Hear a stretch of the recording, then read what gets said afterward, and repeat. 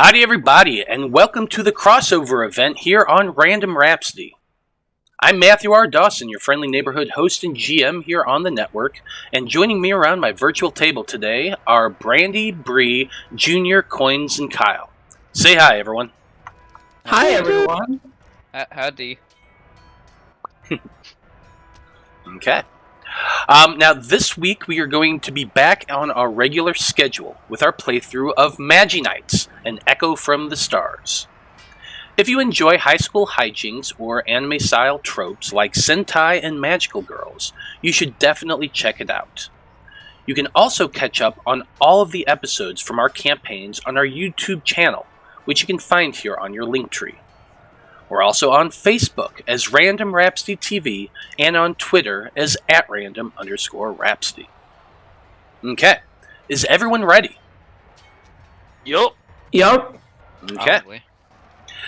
Then join us as we dive into the world of Loroupa and continue on with our heroes as they compete in the Azure Championship.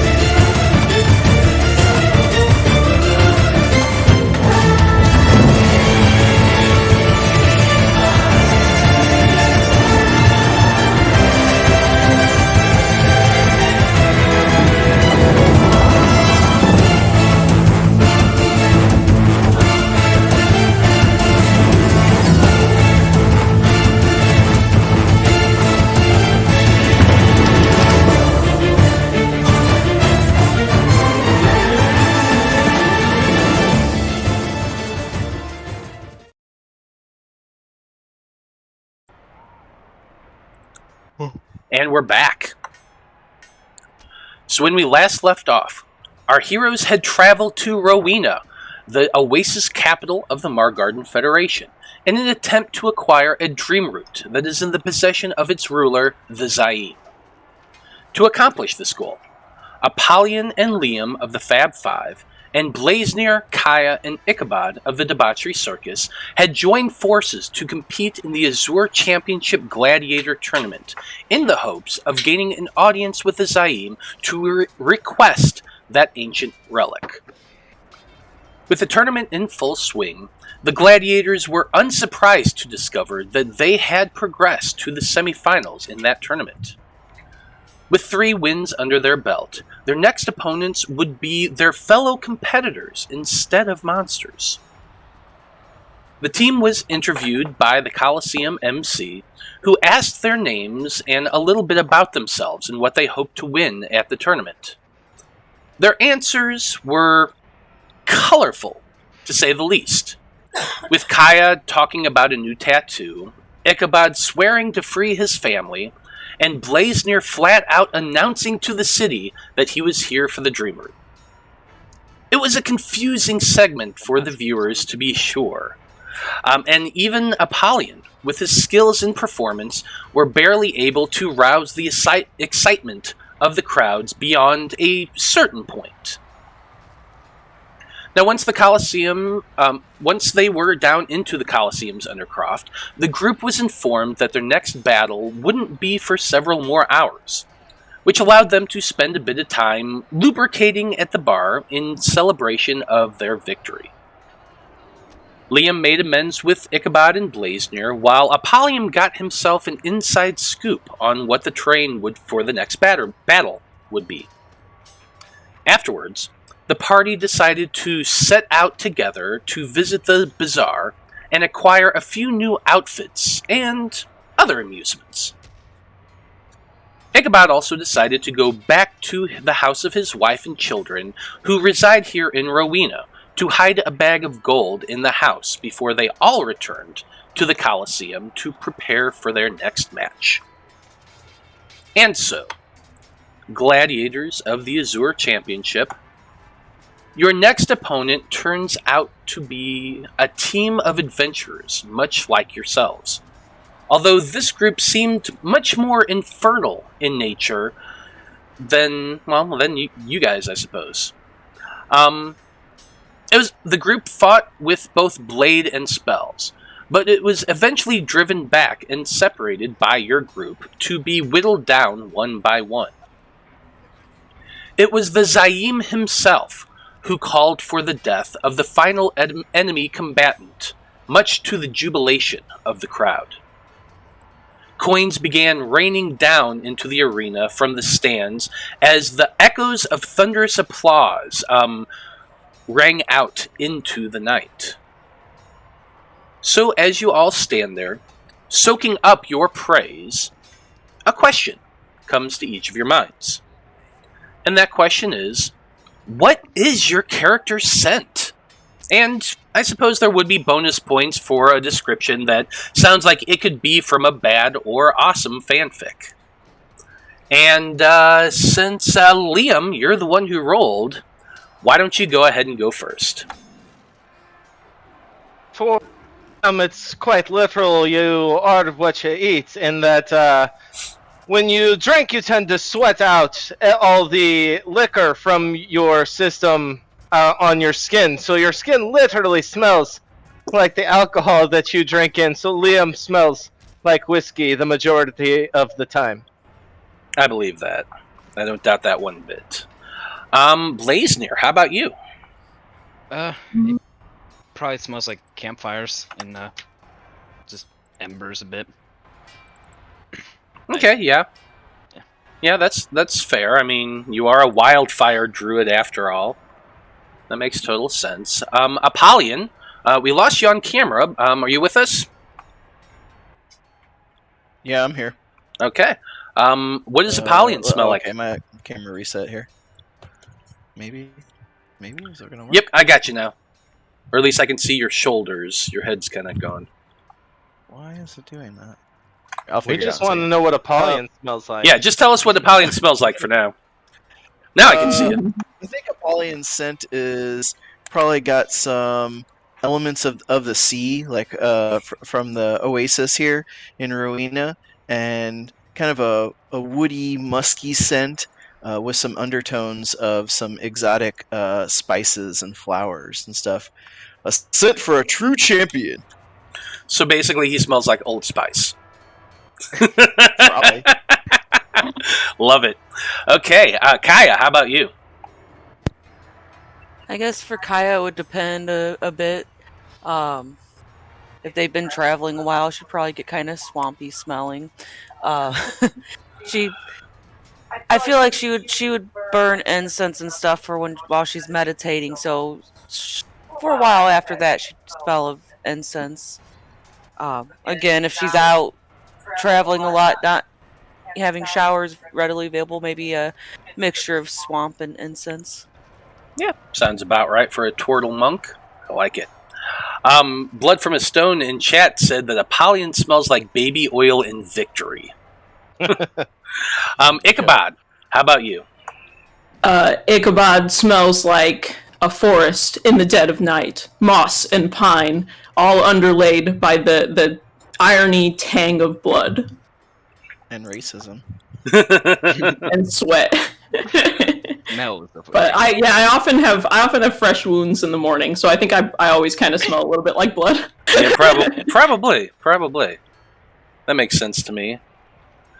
Togepi is saying Apollyon can be the Terry Crews Old Spice smell, and Corin will be the guy who ends up on a horse and makes diamonds.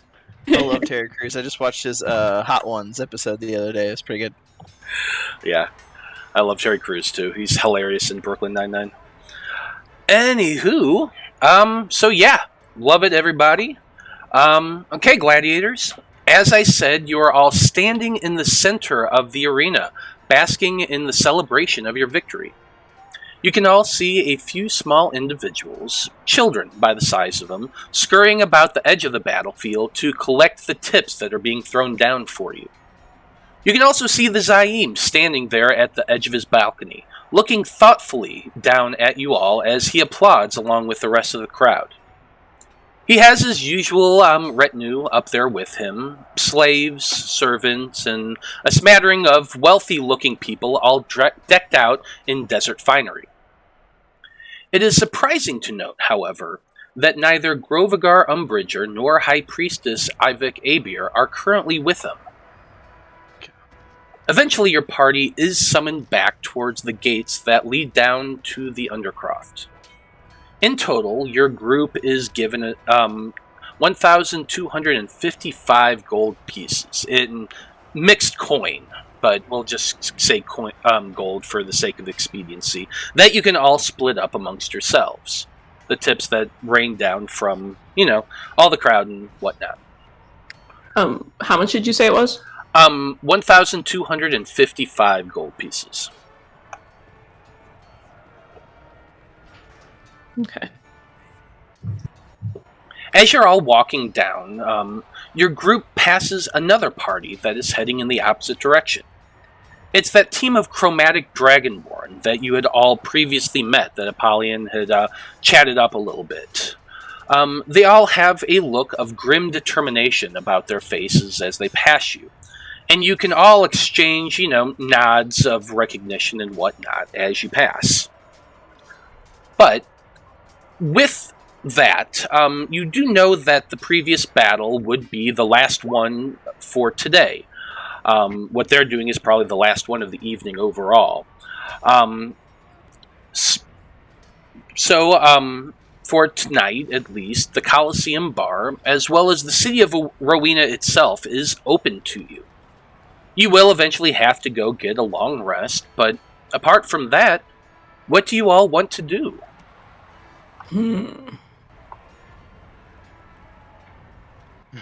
I don't know. How should we prepare for our next battles tomorrow?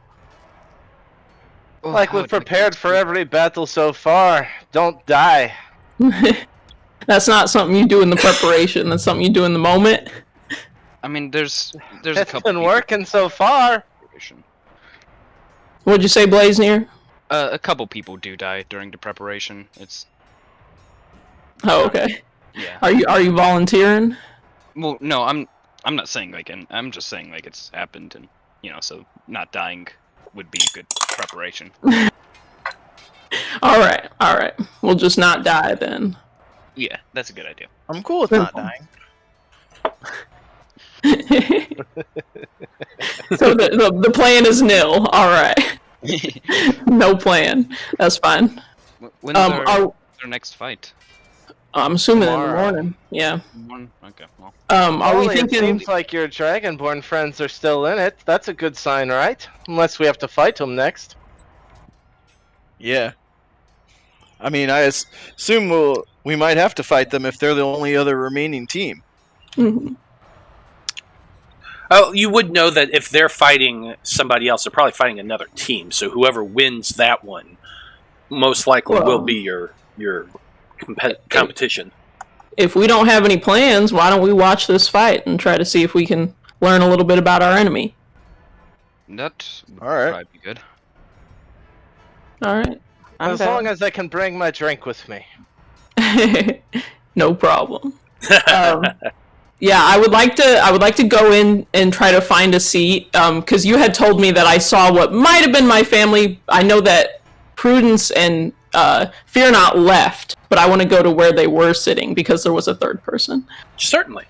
You can do that. Well, you know the general area you saw them. Let's say it was in the northeastern side or something like that. It don't matter. You saw where you think they might have been. So Yeah.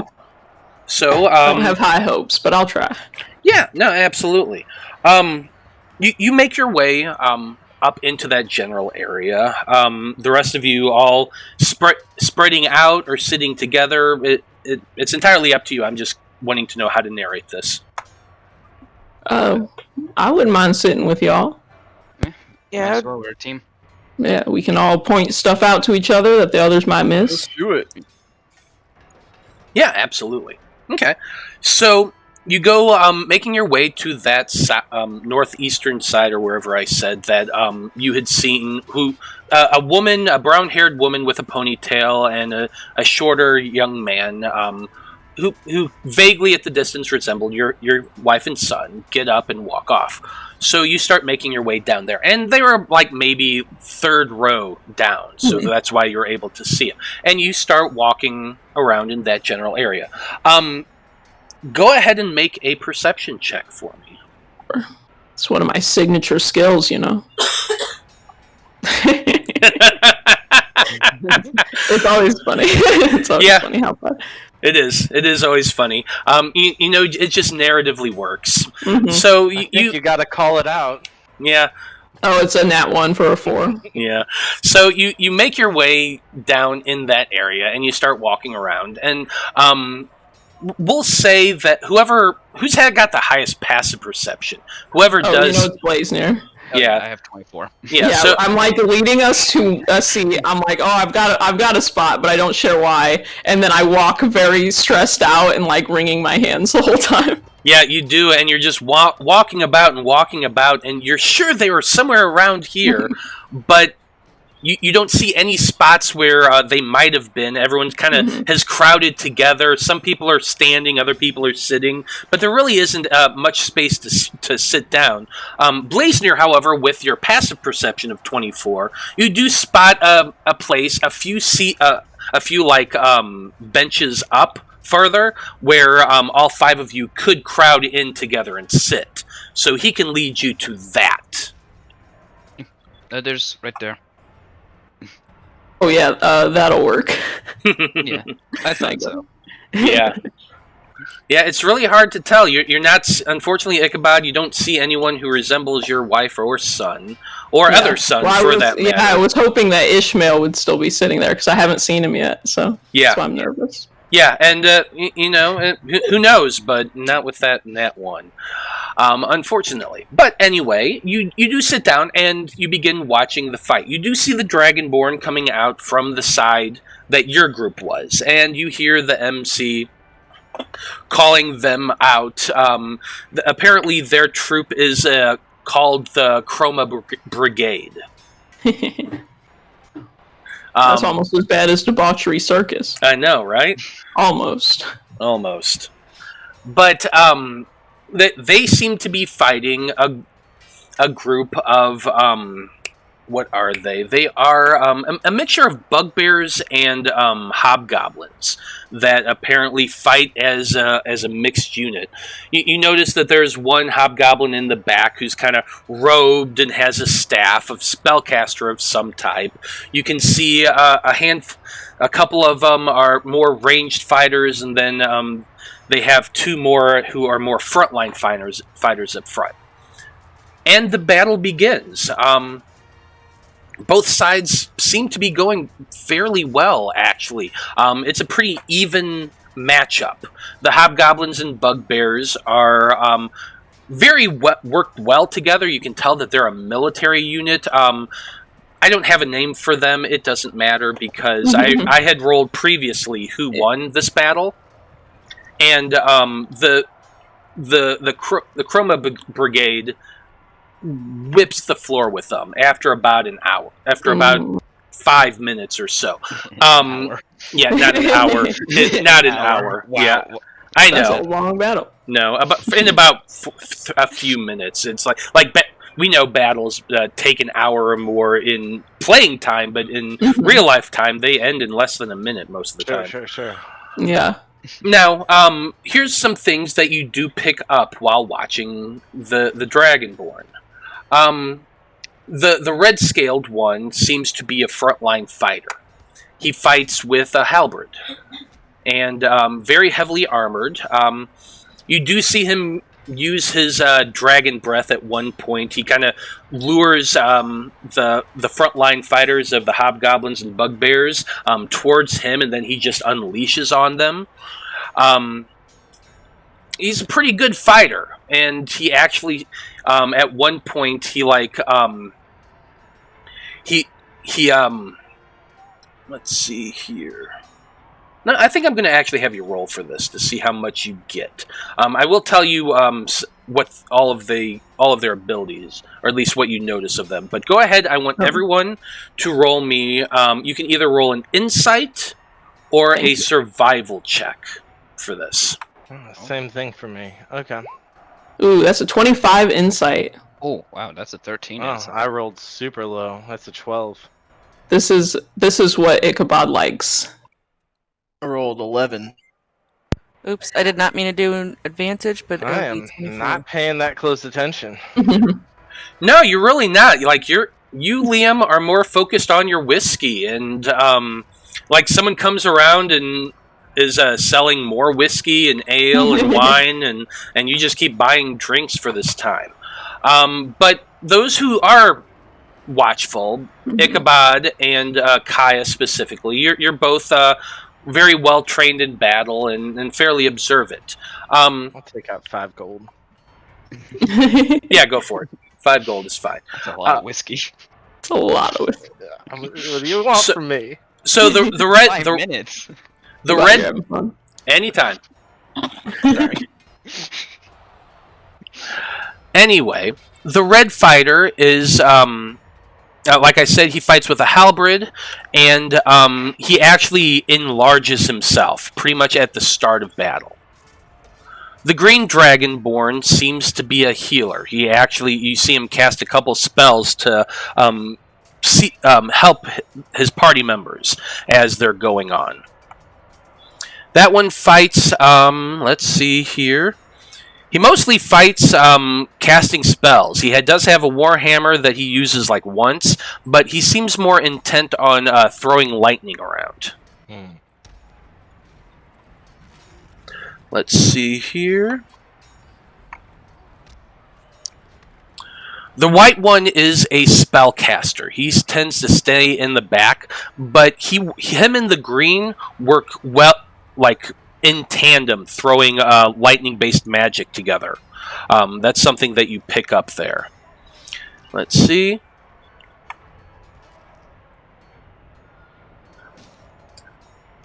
Let's see, the black and the blue ones, they're the most mobile of the group. They also tend to fight in front, but what sticks out about the blue specifically is that as he's fighting, he just like teleports about. You'll see him there, and then suddenly he disappears and reappears behind an enemy and starts hacking away at him. While the black dragonborn, he's also very mobile, but he tends to run up, attack somebody, and then retreat very quickly before they can even react. So he seems to be more of a rogue. Apart from that, what else you can gather from them is they work very well as a team. They seem to be pretty methodical, and like at the battle, as the battle began, it seemed fairly even, but the longer it goes, the more the Dragonborn seem to just dominate over the hobgoblins and bugbears. They work well together. They actually defeat all 5 of them without taking any loss of life. They're definitely injured, but that cleric was healing them up pretty good. All right. So kill the green one first. Anyone have chill touch? That'd be nice. No, but I'm not worried about lightning damage on any of them, so I can get close to the casters and mess them up. Yeah, that's a good plan. Do you already have resistance? When I'm raging, resistance to lightning. Okay. Because I can give one person resistance as well. I was thinking we could go and try to buy a potion too. Give it to Liam, and then me and him can both charge in and be the frontline guys. It is concentration. I mean, I can be frontline too. Maybe I'll. Oh yeah, or Caia too. Let's go shopping for potions. 2 Maybe months. we all can get lightning Yeah, resistance. Could get some potions as well. Yeah, these whiskeys are too expensive here anyway. Dude, how did you pay 5 gold? Yeah, are we getting a You short know how rest? you go to the ballpark, everything costs more in the stands? Come on, man. Sure, but that's just a lot. But to answer your question, Apollyon, yes, you can count this as a short rest. Okay. We are going to be fighting again today, though. The same day. No, you're not going to be fighting again until tomorrow. But you also said you wanted to go out in town and try to go shopping, so... It's yeah, up to I you. would like to go Okay. try to buy a potion of resistance. Do I have anything to stop teleportation? I don't Alright, think I'm so. just gonna short rest to heal some hit points. Yeah, go for it. After the battle is over and the Dragonborn are hailed the victors, the same thing happens for them that happened for you. Coins raining down, people cheering, them waving to the crowds and all that before they too go head back down to the Undercroft. You do see them head to the gate and make their way down. After that, there is a bit of discussion. There's talk about the MC comes out again, that tiefling who actually comes out onto the Zaim's little private box and stands on top of the marble railing as he's talking, kind of walks back and forth and just sits there talking about, well, that's it for tonight, folks. Tomorrow will be the last battle of the semifinal and the final battle of the championship. We look forward to seeing whoever of the last two groups make it to fight our champion, Grovagar Umbridger. So look forward to that, folks. We will see you tomorrow. And eventually, the crowds begin to disperse. It's probably around 9 o'clock in the evening by this point. So what all are you wanting to do? Are you wanting to just head out into the city now and try to find a shop? Or are you wanting to head back down to the Undercroft? Is it normal for the bazaar to be open still this late? I imagine it's probably still light out. It's still light. Like I said, it's 9 o'clock. So I mean, Yeah. 9 o'clock in the desert, though. Yeah, it is in the desert. So I mean, it's brighter than and like the city doesn't really sleep. Mm-hmm. But a lot of shops at the bazaar do close at night. So it's really up to you if you want to chance going out at night or if you want to wait till the morning. Hey, I kind of Polly. feel like with it being a huge event, they'd probably be open a bit later for the last minute crowds. Well, I just ain't too familiar with this town, so if like Apollyon or Liam seems like y'all hang out here more, if y'all say we should wait until tomorrow morning, then I'll wait. Well, What were you saying, Liam?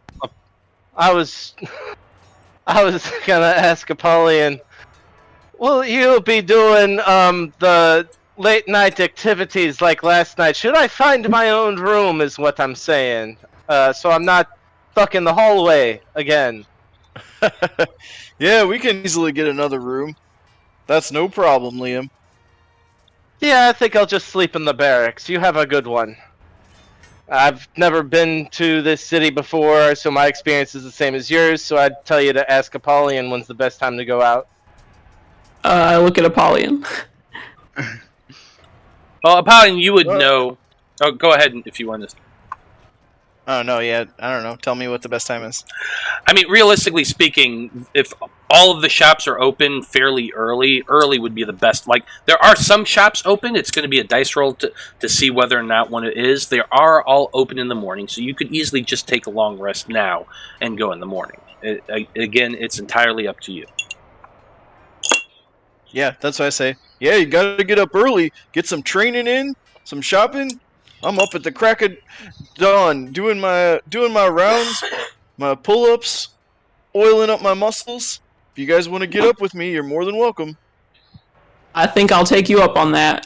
So in that case, I guess I'll go home and say my prayers. Okay, so you... I was deep in thought to what's going on. We're gonna take a long rest and go shopping in the morning. Long rest, do your shopping in the morning, yeah. Alright.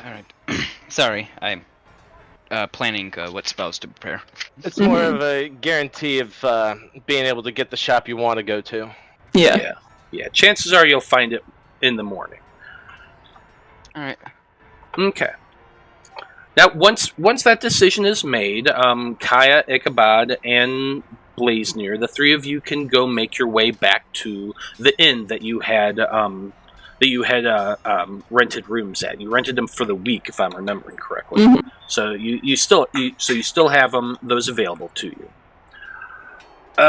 Let's see, Liam. You said you're going to head back down to the Undercroft with Apollyon, but you're going to head to the barracks while Apollyon meets up with Biscuit again. Yeah. Okay. Well, as the two of you are making your way back down to the barracks, Biscuit is hanging out in the bar waiting for you all, but he's not alone. There is another man sitting there next to him. One that the two of you actually recognize. You've seen this man a couple times before. The last time actually you saw him was in a cafe in Valena. There is also the 5 Dragonborn sitting at a corner. I don't want to forget mentioning them. But sitting next to Biscuit is a blonde-haired human man, kind of muscled, tousled up blonde hair, bright blue pants, and a blue overcoat, very ruffled, and with a lute sitting on his lap. He's kind of strumming a little bit, and the two of them just seem to be chatting rather jovially. And Apollyon, as the two of you are stepping into the bar, Biscuit sits up and kind of waves at you, and he calls, Apollyon, come over here. Oh, hey there, Mr. Oliver. Who's your friend? Oh, this here is Mr. Golden Tongue. He's a big fan of yours, apparently. He's been telling me he's been following your exploits rather, what's the word you used? And, Golden Tongue kind of smiles and he says, passionately. Very passionately. Hello, boyos. It's nice to see you again. Oh, indeed. We do know each other. I wasn't sure if you were ever going to follow through with your promise of finding us, though. He kind of chuckles a little bit and strums his lute, and he says, oh, I've been watching you fairly closely, but you know, when they say, let 'em be for a little bit, let's see what they do, you know, he shrugs just in a very casual sort of way. Like, you know, his boots are up on the table. He has a mug sitting there in front of him that's half filled. And he's just very confident and seems very casual in this moment. Unfortunately, this is the Debauchery Circus one, and I forgot to move his token over. But we'll just pretend that he's sitting over here. Okay. I just look at Blaznir and go, who is this guy? I haven't the foggiest clue. And, It seems kind of... Oh, sorry, go ahead. no, you're fine. My stuff doesn't matter. Blaznir, you matter. You always matter, Blaznir. I mean, one little joke doesn't matter. Fair enough. Go ahead with the story. I was gonna say I you go. prepare shocking grasp, and my fingertips kind of crackle with a little bit of lightning in anticipation of if he comes at us or moves in a way I don't like. That's like they're fine. about to have a bar fight. That's fine. He's just sitting there, and he looks you up and down, and he can see this, and he's like, "Don't worry, I'm here on behalf of someone much more interested than I am." Polly, if he was looking for a fight, we'd already be fighting. I assume he wants to talk because he seems very confident on what he's about to say. I can tell already. I see that too. So why don't you tell us what you really want, Mr. Golden Tongue? I mean, it really shouldn't be surprising to you all. I told you the last time I saw you. Grovagar wants to see you. And, he wants something back. That haversack of his. And the crossbow, I suppose. He wants that, too. And he asked me to come fetch you, because he wants to talk to you, Apollyon. Tell him to come himself to the ring tomorrow. We'll see him then. We'll have a nice long conversation. If you know what I mean. Ichabod says, "Here, here." Sitting at the table having drinks. The three of you were at the different at the southern table. Yeah, over but we're there. watching intensely. Yeah. Oh, I'm sure you are. I'm sure you are. I'm just going to show the people on the map just what they're seeing, because there's a Dragonborn sitting up here, all talking amongst themselves. Here's Golden Tongue and Biscuit talking with Apollyon and Liam, while the other three are just down here, talking to or just hanging out amongst themselves. So I'm to understand all you wish is for your haversack, a fancy little weapon, and a nice chat. That's the only reason I'm here today. He kind of chuckles a little bit. Did you really think it was for something else? Well, I don't know. You might be the forgetful type, but you sort of made a threat on our lives. Oh, don't worry. I'll take care of that eventually. And he just kind of grins at you, like just big shit-eating grin. Liam meets his shit-eating grin. He also has quite the shit-eating grin, and he goes, "Hi, I guess we'll come to that when it comes to it." And he just kind of does one of those eye rolls of going from somebody to somebody else, and focuses on you again, Apollyon. And he says, "Does that mean you don't want to meet with Umbrager? I mean, the general was quite taken with you the last time you were together." I'm sure he was, but I intend to win that belt back and win this whole championship. Golden Tongue shrugs, and he begins. Yeah. Can I cut in here? Yes, you absolutely can. I want to walk over and put a hand on Apollyon and Liam and say, "Can we have a word for a moment?" It's nothing that you can say that this little sneaky fucker won't hear anyway. All right, in that case, I think maybe it could behoove us to talk to this Umbrager fella. It's never bad to learn some information about somebody, especially if you're going to be fighting them. I understand that, but he wants to talk to Polly, and Polly's not the best with his words.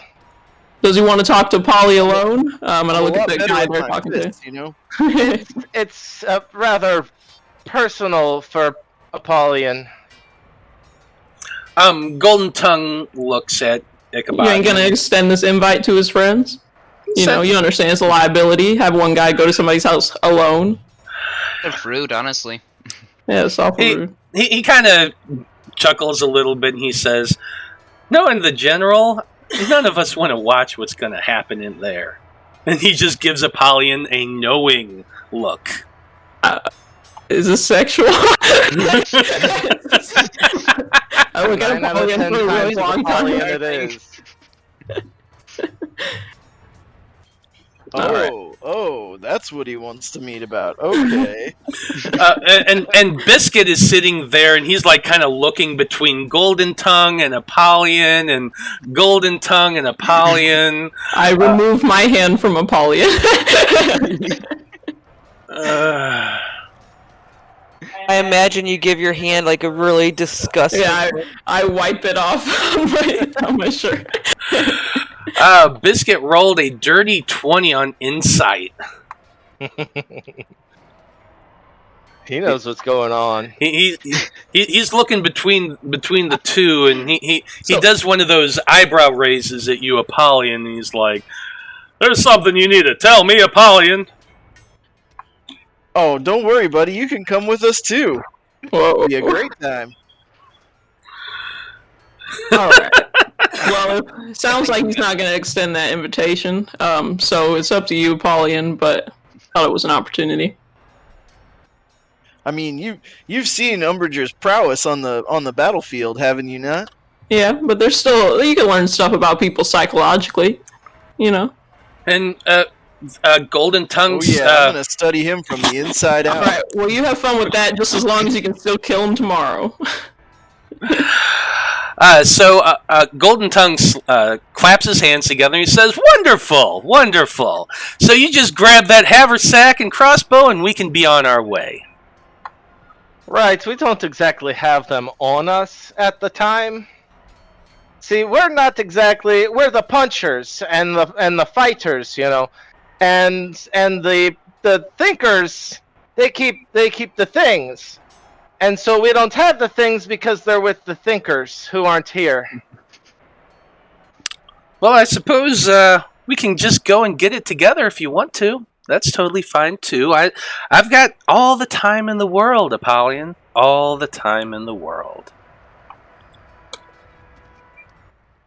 Mm-hmm. All right. Let me. Well, then that would have to be after the tournament because we're not due to meet up with them till after the tournament. So, Mister, all the time in the world, would you like to bunk with us?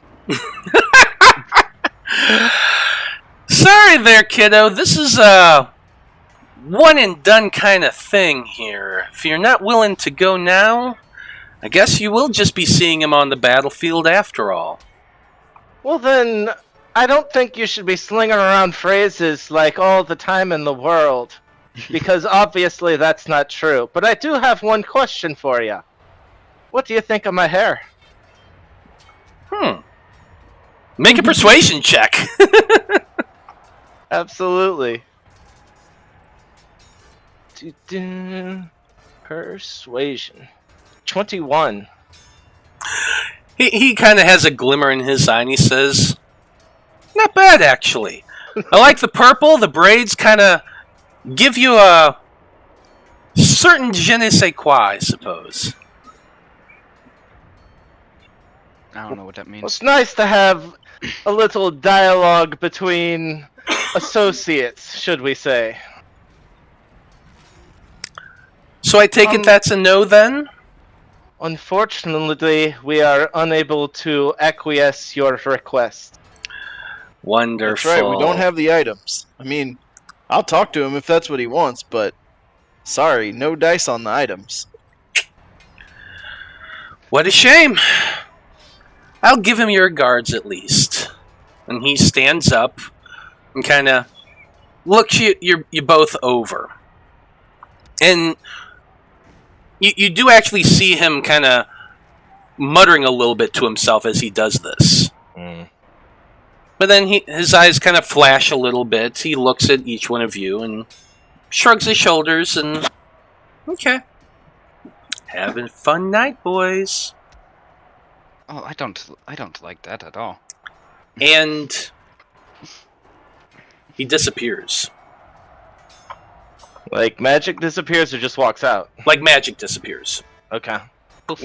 Goodbye. Yeah, always one for flair, that guy, Mr. Tongue. Yeah, that was quite the fella.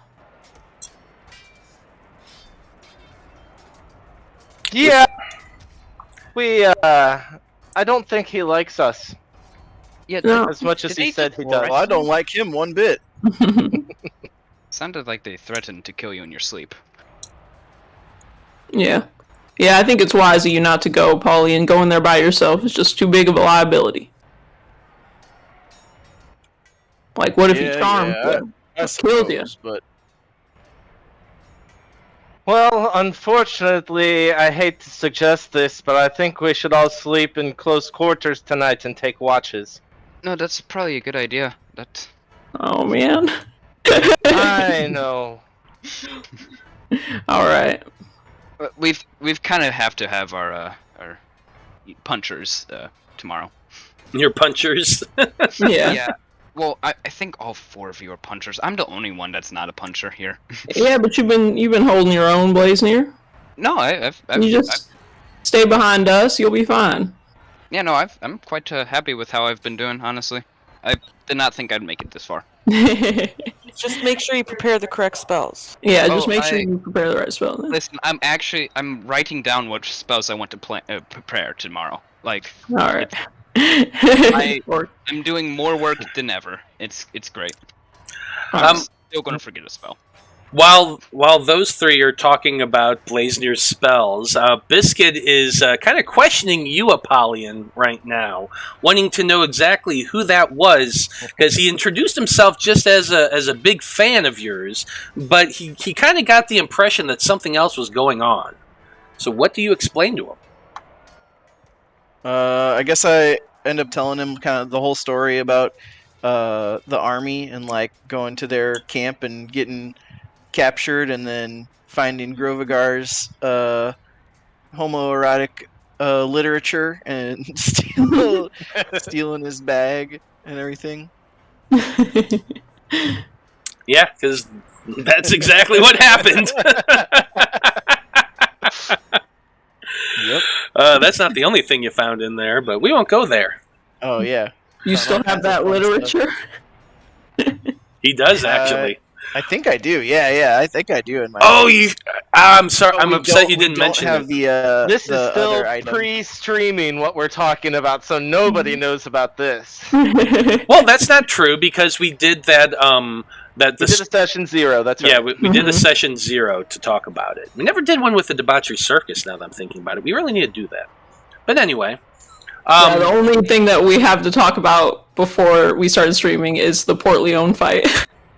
The very contentious battle there. Well, and Misspire Mountain, and the But I'm saying the only thing anybody would bring is the Port Leone fight. Yeah, probably. I can't believe Fontaine didn't help us. Fontaine sat that one out. It's true. We almost died because of her. Yeah. All It's because true. of her. It's all her fault. All her fault. Fontaine not here anymore. No, she's off tripping the dimensions right now. Yeah, Fontaine is probably having more fun than anybody right now. Probably. But, anyway, getting back into it, sounds like you all want to camp out together for the night. Where are you wanting to do that? I think we could. They got plenty of room at the barracks here, right? Yeah, there is room in the barracks, especially now that a lot of people have died in this tournament. So, the barracks is open. It's just a big room filled with beds that... Yeah, it's not like they died in the barracks. They're fine. No, not at all. This place is haunted. Oh, I'm sure it's haunted for totally different reasons. All right. Well, I'll sleep here because I know we had a hotel room somewhere else, but I will sleep here. But I still have to find a private place that I can pray before I go to bed. Okay. Well, if you ask the people who work at the Coliseum, they can take you to like the bathroom or something where you could lock How the low door. I have fallen. Yeah. I pray in the bathroom. Okay, you go into the bathroom and kind of lock the door and barricade yourself in there, and you can spend some time praying and doing. And I asked Bowers, "Is this what you wanted?" Is this what you wanted? Yeah, exasperated. Yeah. He looked at a urinal cake. Yeah, I'm like, I am trying so Nothing hard to less do your holy than a will. urinal cake. I'm trying so hard to do your will, but I gotta be honest, it's getting real hard these days. Probably. Well, if Balrus is listening right now, your time in prayer is not responded to at least. No, it never is. It never is. Now, you all go and head to the barracks, which are very basic bunks. Nothing more than that, but you can all claim some and kind of group together. What order are you doing watch in? Since you said you wanted to do watch. I'll take first watch. I'll take whatever. I was still pretty hardy, so I can take second watch. I'll take third. I'll take the last watch. Well, you can Blaznir always sleeps all night. Or whatever. I can take watch with someone. Yeah. Who doesn't have Yeah, if perception. you want to take watch with me, you can. Yeah, I don't perceive well either. Well, Yeah, mine's not the greatest. We all are terrible. But if something happens, we can punch them, so it's fine. yeah, I'll take it with Ichabod. Okay. You take your watch with Ichabod. Liam, you take the first watch, and for sake of speed, your watch goes by very easy. You don't see anybody come into the barracks other than like a few workers. For the most part, you're left alone. Second watch was Caia. Ichabod and Ichabod and Blaznir. Corin. Blaznir, yeah. Yeah. So your watch also goes by fairly quiet and uneventful. You do see like guards walk in halfway through your watch and just kind of stand there and look about and make sure everything's going okay, and then they just leave. Nothing really interesting happens. In the third watch, there is something that's interesting that happens. Caia, as you're on your watch, you hear an odd sound coming from Liam. He's just kind of curled up on one of the bunks. And Liam, you're dreaming about this time. You're dreaming mostly of running through very tall trees, leaping from branch to branch. It's actually a very pleasant dream. The entire time you're chasing after something. It's just out of vision. You can smell them, you can hear whatever's there, but it's not quite within your periphery vision. But you're running, you're chasing, and it's like when you do eventually wake up, you wake up in one of those, like, I got rest, but I'm also kind of exhausted because I dreamed I was running all night. Okay. But Caia, during that time, when he's doing this, you just hear this kind of faint, sort of contented rumbling in his chest, as he, like not quite, like sort of snoring, but not quite snoring. Okay. Okay. Yeah, that's just what happens. This is normal for Liam. Yeah, that's just what. He's That's got- just something you he's know. got tuberculosis. Totally has tuberculosis. All right, They Lumber. don't have those breathe right strips. I don't know what to tell you. Ichabod, you also have a weird dream during your watch. But I snore very loud. Yeah, you snore very loud the entire time. Like he's just got bad sleep apnea. Yeah. But like at one point you kind of Yeah, And- I'm like, it's real dad snoring. Real And- intense dad snoring. and in your dream you have this dream of this kind of big fat dude sitting at a bar just drinking copious amounts of liquor. Like you don't recognize this man. He's not like somebody from your past or anything like that. He's just an older gentleman, kind of drunken and slovenly with a big old pot belly and just sitting there drinking a lot of wine, toasting himself and being very joyous and exuberant. But that's really about it. And like you wake up and you're like, what the hell is that? That's just a really weird dream. Weird dreams about big guys. I mean, if that's how you want to take it, sure, why not? You said he was a big fat guy drinking a lot of wine. Yeah, that's exactly what he was. Just some dude. Some dude. Some older Alright. dude with a big beard. Fun. I Yeah. hate it in this place. I have the weirdest dreams. Totally ballers. But you all do wake up. You do get your long rest. Cool. And you're able to start your day. Nothing happens during the evening. It wasn't anything like that. You do sleep in the barracks, and we probably all wake up a little stiff and sore because you know the barracks bunks are not the most comfortable in the world. But it doesn't hurt you or anything like that. It's just a bit of flavor. But you all wake up and you make your way back to the Undercroft bar. The gnome organizer is there.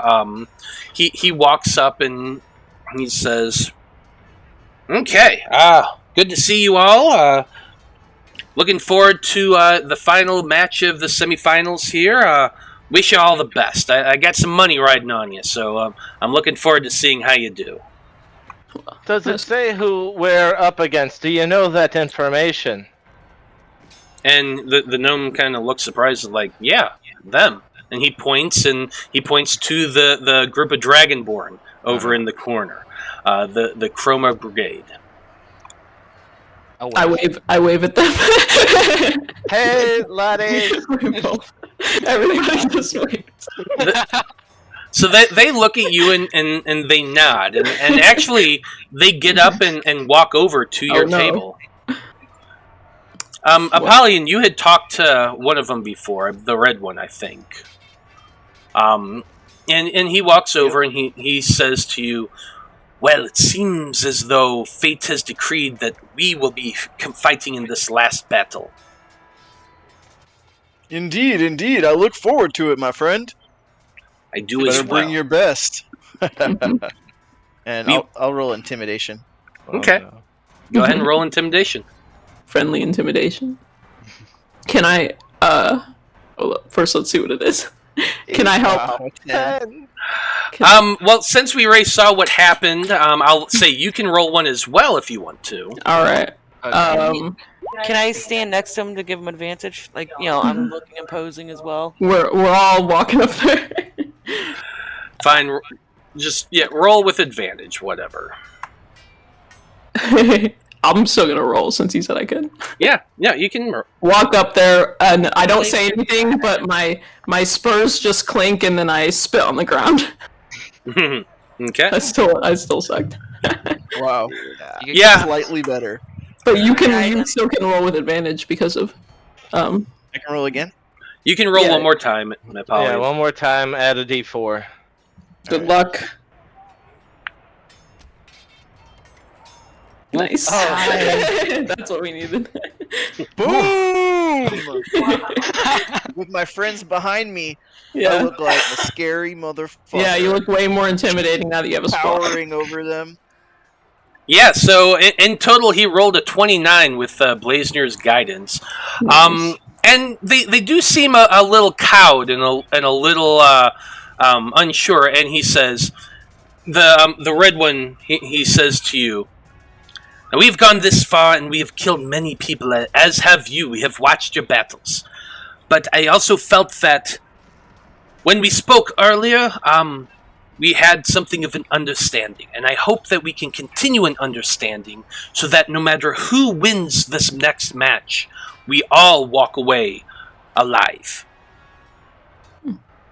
And he kind of holds a hand out. And All right.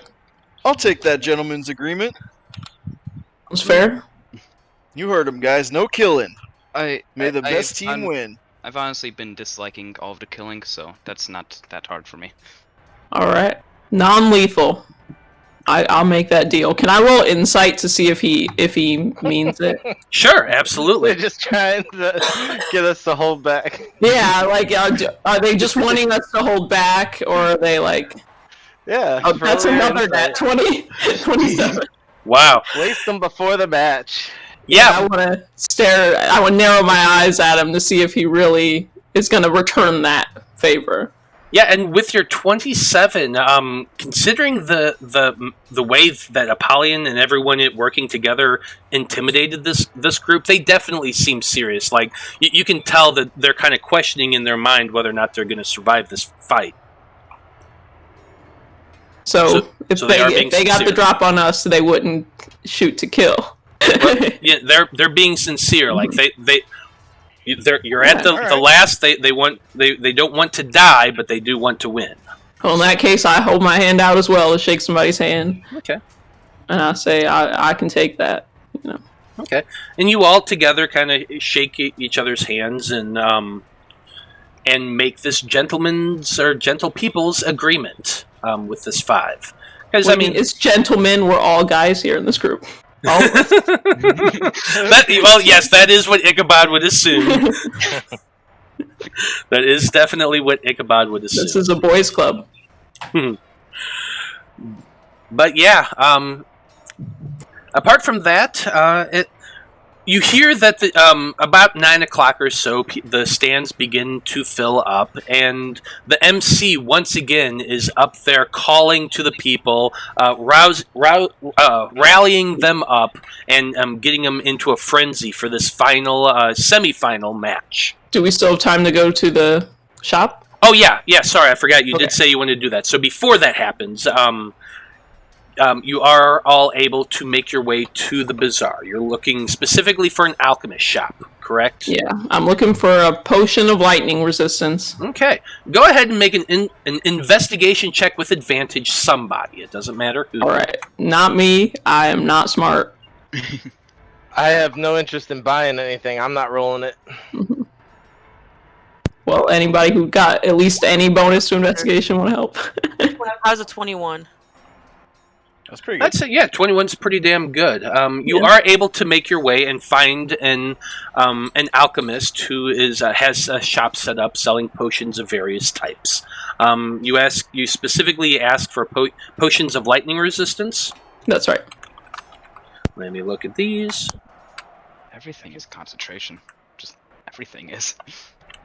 Oh, concentration. That's how they get you. Yeah, no, like I'm trying to pick a couple spells that aren't, but like just everything is. A lot of spells are concentration. That's how they work.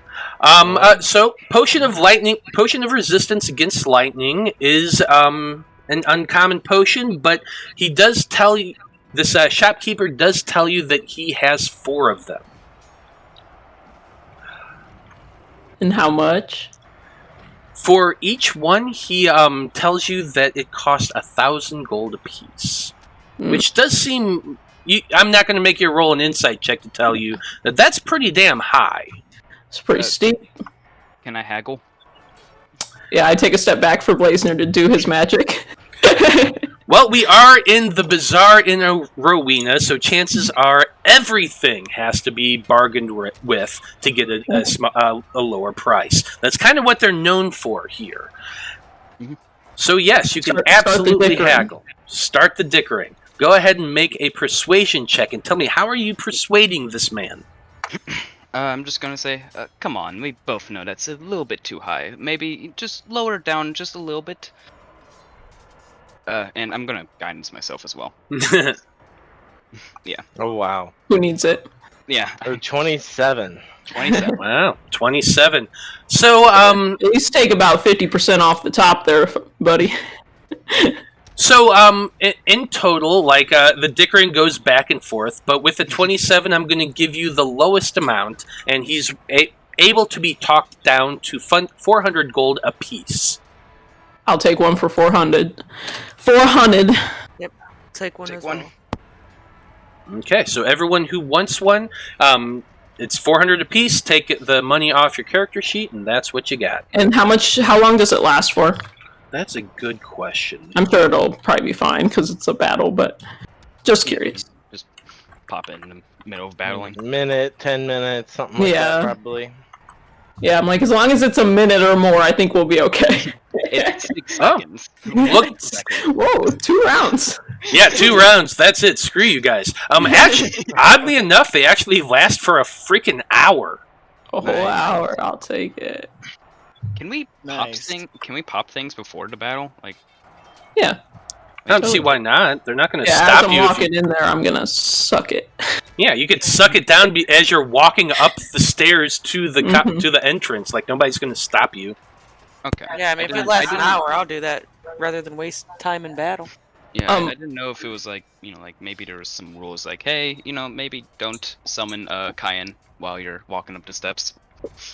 I mean, Yeah. if you do something and you accidentally hurt somebody, there's going to have an issue with it, yes. Oh yeah, no, I'm But- not gonna hurt anyone. Just, But, like, if you're just walking along and you cast a quick spell on yourself or you drink a potion, as long as, like, it's not obvious that you're cheating, they're probably not going to say anything because this is a gladiator tournament. They expect it a little bit. when Do we you get to think? battle, I'm I gonna don't walk know out if it's with you. worth it to summon Salvatore. I think he's just gonna sit this one out. But on the way, let's talk strategy, since we know a little bit about them.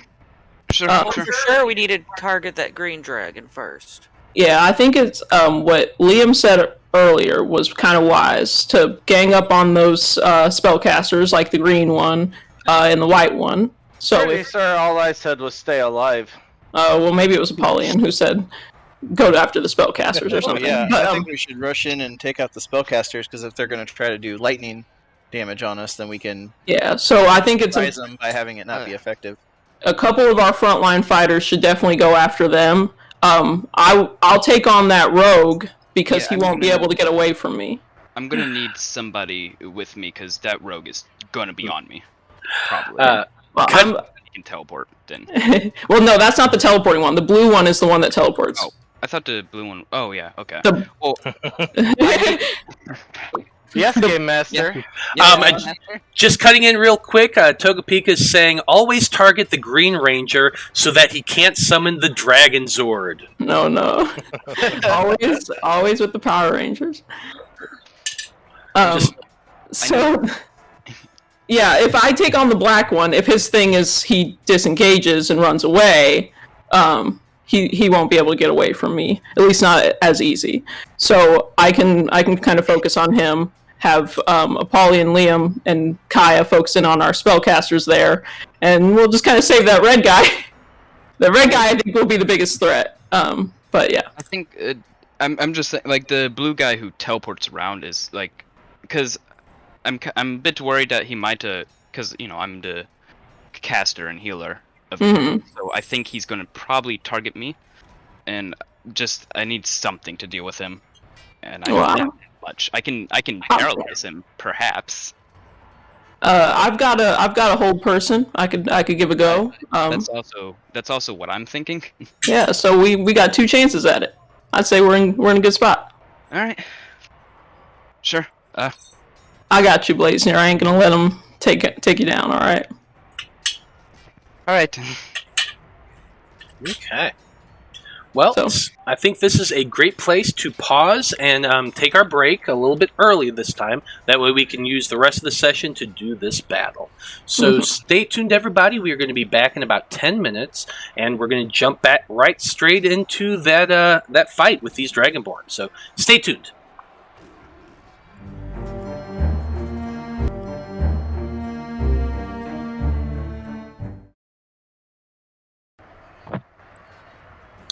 Howdy, everybody. We are back.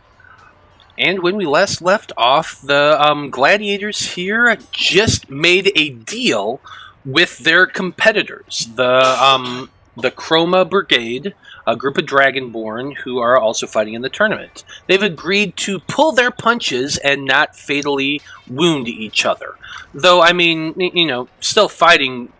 Fighting is still fighting, but at least they said that they are going to pull their punches and not outright kill, or somehow keep everybody alive. So that was the agreement. Everyone shook on it, and all seemed on the up and up. We'll see what happens. Well, at least it's up and up on that side. We know how our players play things, so you never know. Hey man, they're trustworthy. Yeah, I'm not gonna kill them.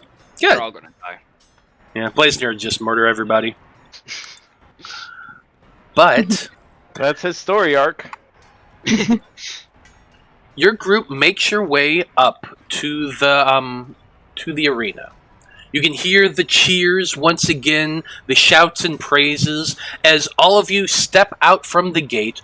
All of your names are being called out. Apollyon, Blaznir, Caia, Ichabod, Liam. Everyone's cheering your names. Everyone's calling out. You all kind of stand there for a moment, holding your weapons up in acknowledgement of this. Your names are being called out by the MC once again. Here we are in the final match of the semifinals. We have Caia, Ichabod Sykes, Liam O'Shea, Blaznir, and Apollyon the Golden Boi. And everyone cheers even more. Clap, clap, clap. And as you're saying that, you can see the gates open on the other side as well. And your group can all kind of start moving in to the Colosseum. Oh, yeah?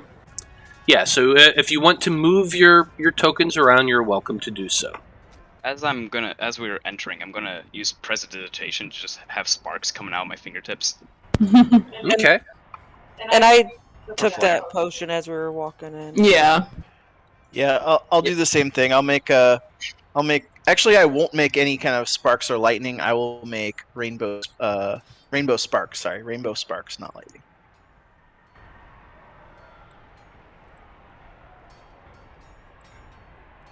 Okay. And as you're doing that, you can see the others stepping out and walking up into the arena as well.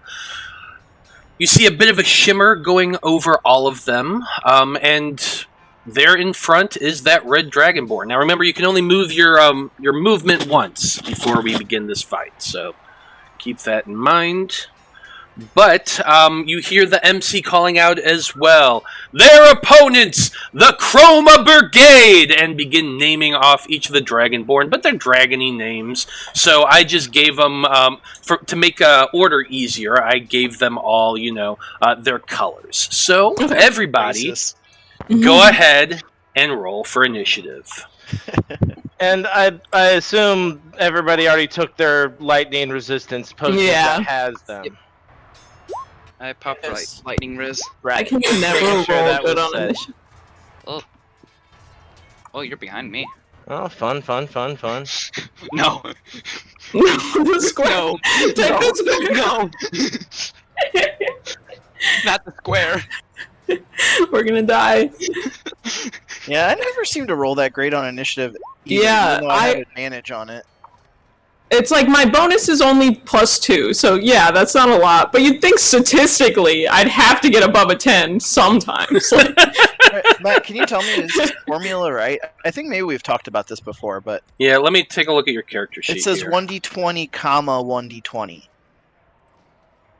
So is that for advantage, or are they getting added together? No, Which one are you? Yeah, I'm trying to find... Oh, I'm a 150-foot square, I'm sorry. Oh, that's why. Yeah, so I think this is the automatic formula that it makes when you plug it into Roll20. Okay. It doesn't like roll it with both of them. I don't know why it works that way, but it's just for initiative because I had somebody else who had that same thing. But it is correct. Yeah, because 15 seems like high for me on initiative, but I have advantage, which is... And you have advantage. Be able to tell is like when you roll a like nat 1 or whatever, it'll still be red, even if the number it's giving you is like 15. It'll be red. Okay. Yeah. So yeah, it does look right on there. I know it's squirrely on Roll20, but it does actually look like it's giving you advantage. Okay. Cool. Okay. So with that, initiative is rolled. Let's get some good fight music going on here. Oh no. Let's see, what's a good fight?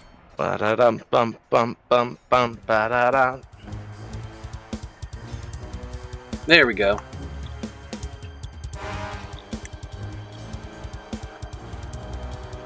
Okay, so looking at turn order. Oh, I need to move the map here. There we go. Now we're on the map. Anyway, so looks like Black is up first. Of course he is. Why wouldn't he be? Let's see here. What's Black got to do? The Black Scaled Dragonborn. He's got some cool little gadgets here. Oh, is that so? Gadgets.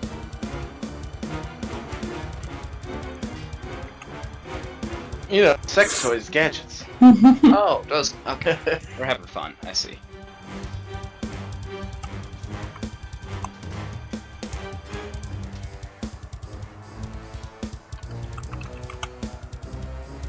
Dun. Yep.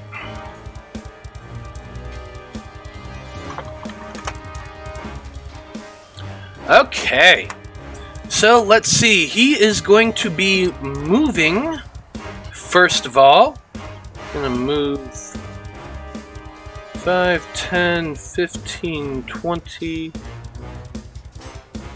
No, actually 5, 10, 15, 20, 25, and 30 feet to right over there.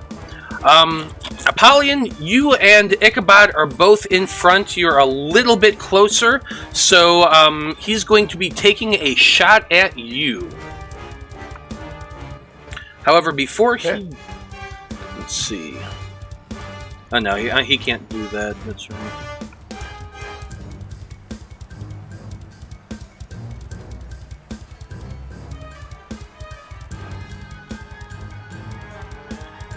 Yep, sorry, just wanted to make sure that wasn't what I thought it was. Here we go! Shot at Apollyon to start things off. That's a 23 to hit. Oh yeah, that hits. Okay, so starting things out, this arrow goes flying from this bow.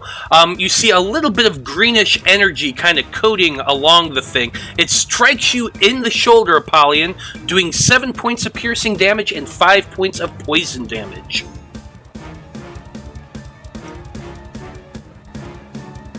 For his bonus action, he is going to go ahead and dash 5, 10, 15, 20 feet to right there, and that's going to be it for his turn. Next up, we got Green. And how did they all go before you? Yeah, we all rolled like crap. They rolled Yeah, you better. really How? did. How? God damn. I prefer to go last anyway, so. Hey, they got 3 in a row, so do we. It looks pretty even, honestly. Okay, so let's see. Green's gonna move up 5, 10, 15, 20, 25, 30 feet to right there. He can see the 3 of you right there in front, kind of grouped up.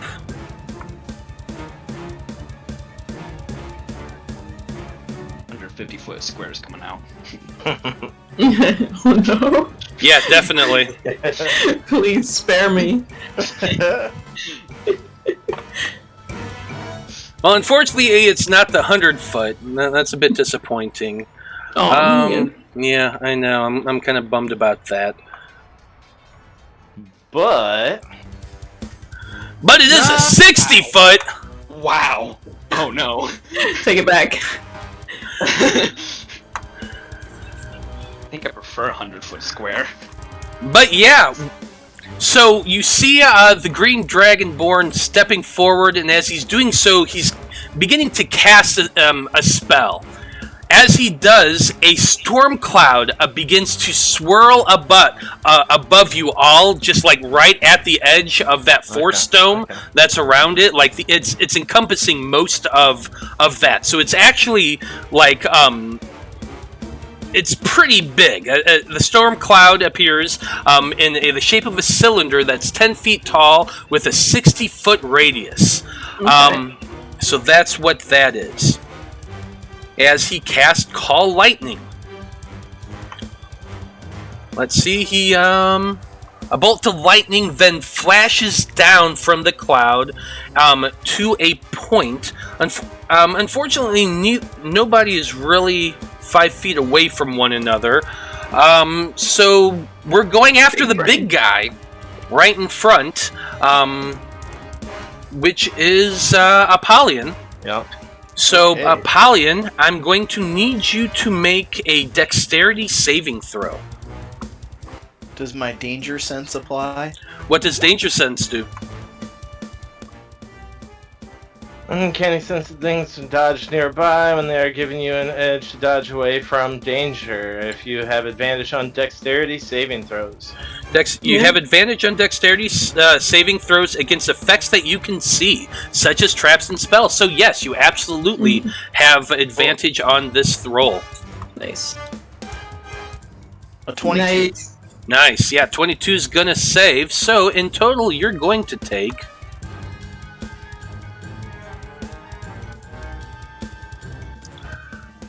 One? Oh, well, 26. 26, because it was cast at 4th level. So 26, half of that, so 13 points of damage, of lightning damage is what you take. Cut in half again, or is that only when you're raging? Only when I'm raging. I don't have resistance Okay. right now. I haven't had a Gotcha. turn yet to rage, so. Yeah. Right. Oh, you got me a little bit, but I'll come get you! Indeed. I'm gonna get you. Let's see. Does it have a bonus action it can do?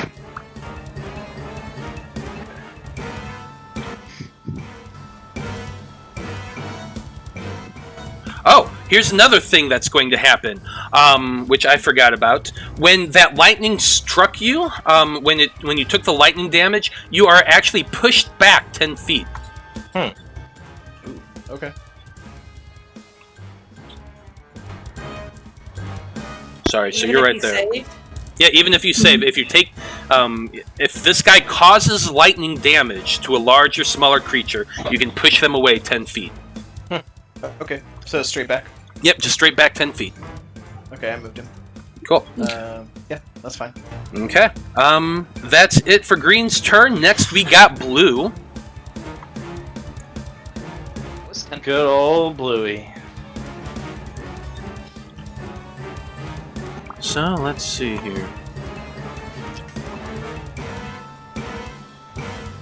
Okay, so first thing that you see happen with Blue over there is he's kind of just rubbing his hands together, and then you just see him begin to lift up off the ground. As a bonus action, he is flying. You see kind of wind begin to swirl around his feet, and it just kind of lifts him up. So he's going to fly 30 feet upward and at an angle, so 5, 10, 15, 20, 25, 30. He is now 30 feet in the air. That was his bonus action, using his elemental gift. From there, as an action,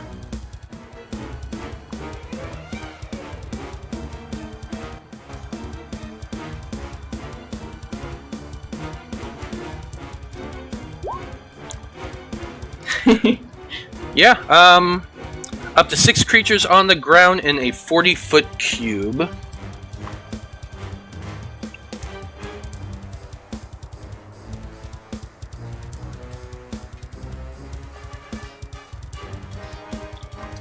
So that's you guys in front. So I'm going to need Liam, Apollyon, and Ichabod to make for me Wisdom saving throw, please. Wisdom save. Fail. That's a 9 for me. I got a 17. 17 is a success. I'm gonna use a lucky point to reroll. Okay. Wow. Yep, that is a failure for you as well, Apollyon. Okay, so in very quick succession, two out of the 3 of you are now slowed. So your speed is halved. You take a -2 to AC and Dexterity saving throws, and you can't use reactions. You can either do an action or a bonus action, but not both. Ooh. So that's it for those 3. Liam, you're up next. You're now slowed. What are you doing? Alright. So I have movement and either bonus action or action. Correct. And my movement is halved. Halved. 5, 10, 15, 20, 25. You can get to right there, and I don't like being slowed, so I'm going straight for the blue guy. I'm gonna take 2 shots with my longbow. Okay. As soon as I find it. There it is. 28 and a 23. Both hit. 11 and 8, so 19 points of damage to the flying blue asshole. I like it. So 19 points of damage, and he has to make 2 wisdoms, or 2 concentration checks. Yep.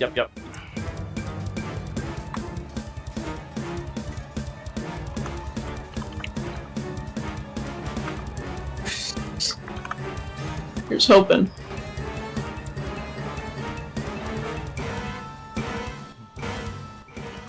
Watch, he'll have fucking Warcaster or something. Who knows? Who knows? I should have given him Warcaster. I really should have. He does have proficiency in that, though. Took a moment for the thing to load up, but here we go. Sure. First one's good, second Second one's one good. is good. They are both good. Still 19 points of damage, not too bad. Yeah. You send 2 arrows into this guy's, I'm going to say it like hits right in his gut, 1, 2, right next to each other. And he just grabs it and kind of coughs a little bit of blood. He is still hovering there. That's all I can do with slow on me. Okay, that's it for Liam's turn. Apollyon, you're up next.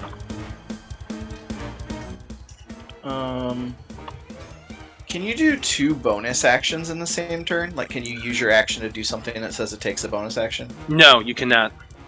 Especially not if you're slowed. Yeah, and you're also slowed, so you can only take an action or a bonus action. What if I bonus action drink my potion of haste? Also, doesn't Liam get to make a wisdom save at the end of his turn? Good question on that one. On the end of each of its turns, yeah. Yep, you do. So go ahead and re-roll that, Liam. Interesting. Hey, nat 20! Nice. So you are free of the slow. Shibby. I'm gonna say that you're under the spell effect of slow, but you have a potion of haste. Just gets you back to your normal turn. Yeah. Like, that's the thing I'm wondering. Would it cancel it out? Yeah, I Haste don't think there's. gives you an additional action. So if I had 0 and it gives me an additional 1, then I have 1. Yeah. Okay. And then I can use that action to dash to try to get close to him, and then I can use action surge to give myself another action to attack him. Okay, so here's how I'm going to rule this. You can use your bonus action to drink the spell up, to drink a haste potion. I just googled it. The haste spell cancels out the slow spell. So while it so it would basically just cancel it out. You would be no longer slowed, but you would not be hasted. But at the end of your turn, you'll make another save? Because you're still under the effects of the slow. No, it's just going to cancel it out, so it's going to cancel the effect of the spell. Okay, so I'm going to get a normal turn, meaning still have an action? Yeah, so if you just the first thing you do as a bonus action, drink the potion of haste, it's going to remove the slow effect, and you will still have your full movement and action. Hell yeah, that's what I'm doing. 5, 10, 15, 20, 25, 30, 35, 40. Then I'll use my action to dash to get right here, and then I'll use action surge to give myself another action. Okay, you can do that. I'm going to remind you that this individual is 30 feet in the air. Apollyon has boots of flying. He would have known that. He could have angled up, right? Oh, yeah. Actually, that's exactly what I do. I'll do the first bit of my movement, and then as that dash, I'll just almost like I'm running up invisible stairs. Yeah. Well, so okay. Next question: the boots of flying. Do you have to use an action or a bonus action to activate them? Nope. It just gives me a flying speed. Awesome. Then yes, you can absolutely do that. It's non-attunement. Just gives you flying speed. It's pretty sweet. Yeah.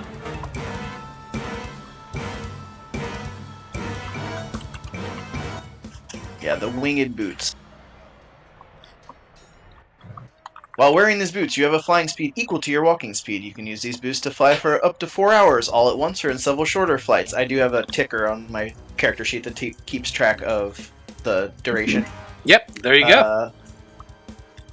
Each time using a minimum of 1 minute, even if it's less.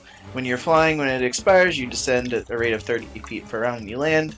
They regain 2 hours of flying capacity for every 12 hours they have been used. I've been very strategically not using them throughout this whole tournament. That's true. Yeah, right. This is the first time anyone's seen him do it. It does require attunement, I will point that out. But other than that, yes, that is absolutely true. And that's why he got rid of the belt. Yep. Yeah, these are more powerful than the belt. Mm-hmm. So I move up to him right in the air, and then I use my action surge to attack. Okay, go for it. Our chat loves correcting us. As soon as I said they're not attunement, they were on that, man. I mean, I was going to point it out anyway, but yeah, I'm so sorry. Listen, you just can't be wrong on the internet. Okay. Yeah, don't be wrong on the internet. Don't be wrong on the internet. It never works out. Yeah, and then I'm going to... Yep, let me just check here something real quick because I'm seeing what his reactions are.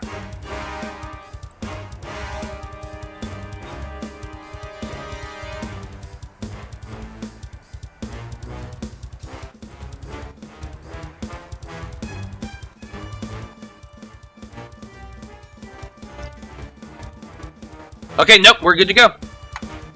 Okay, and just to be clear, I'm not getting the extra action from haste, right? No, you're not. You're just you're not hasted. You are not slowed. You are just you. Okay, so just taking the potion is just a one-time effect that cancels that spell. Correct. Correct. Okay, cool.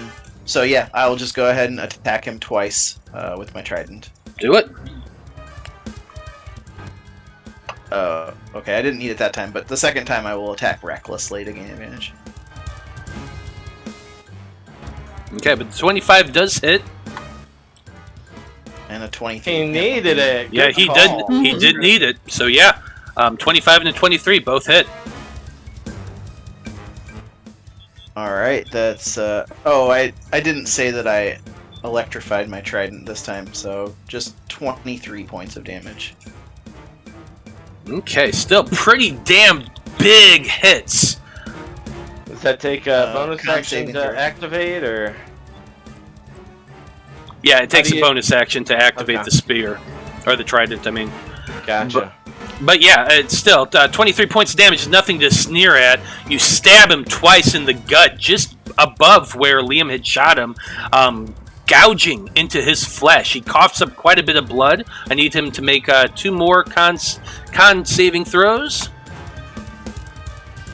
Man, I wanted to do everything that turn, but I didn't have enough actions. That's a failure.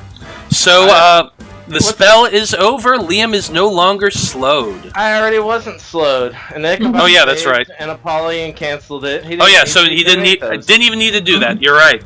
You're absolutely right. But yeah, that's it for Apollyon's turn. Caia, you're That was up pretty next. epic, I'm not gonna lie. No, that was a great round.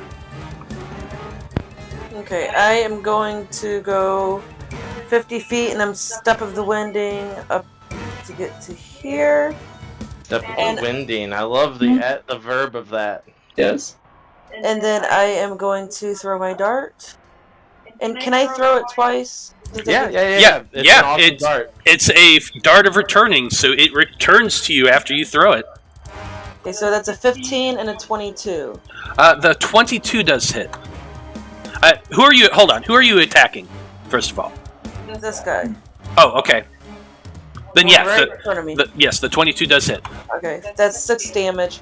And that's all I can do because I use my bonus action to dash. So that was 2 attacks, my bonus action, so I'm done. That's it. Yeah. Okay, sounds 1 good. key point. Dave. Well, next up we're on the White Dragonborn. Let's see what they want to do. Green guy What? needs to save for spell.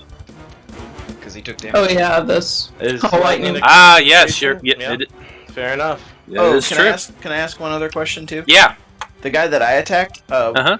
was he flying magically, or does he have wings? He does not have wings. There is like a swirl of wind around his feet that's propelling him up. Okay, so it's not a concentration spell itself? No, otherwise he wouldn't have been able to cast slow.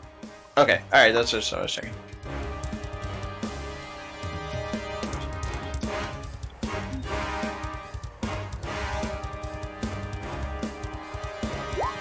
That is a save for the green. Oh, wait a minute. No, that was the white I just rolled. That was not green. Ooh, is his con worse?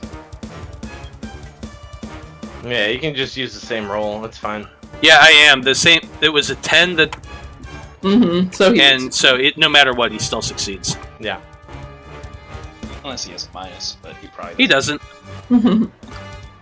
But Alright, you're wielding 5 players. We're each only wielding 1. We get it. yeah, it's okay. We're only going to metagame just a little bit here today.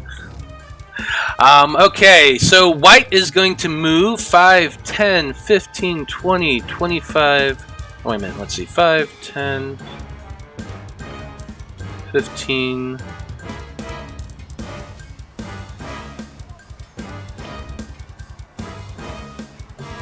So right about there. Okay.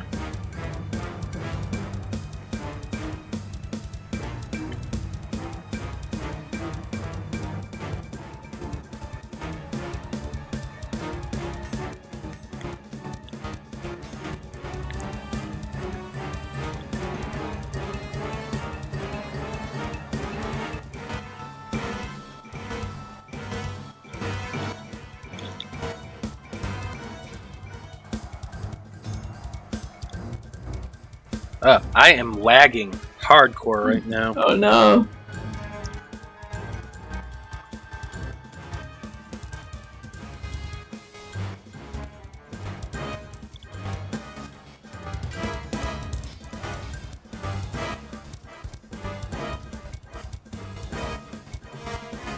Okay, yeah, he is going to cast... you see him look up at the blue Dragonborn and begin casting a spell. Some green shimmering magic kind of swirls around that one that's flying, and his wounds seem to close a little bit as he casts Healing Word.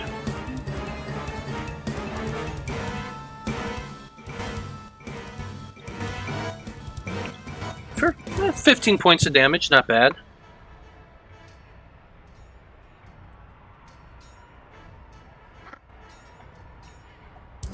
Forgot to change that the last time, but there we go. Okay, that was his bonus action, unfortunately.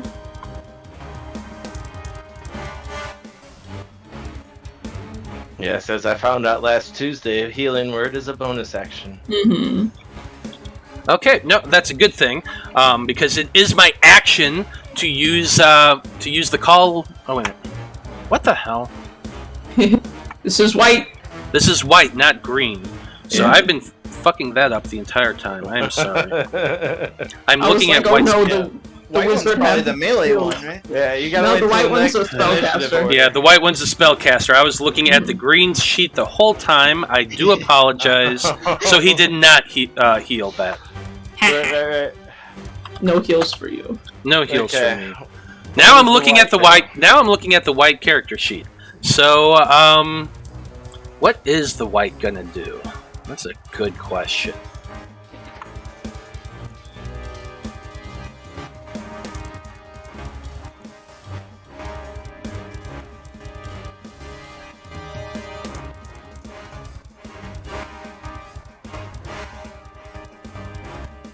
I bet he'll use magic missile Yes, he's definitely going to use magic missile.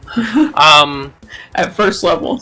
Definitely. That's without a doubt. That's what he would do On the Green Dragonborn. on the Green Dragonborn.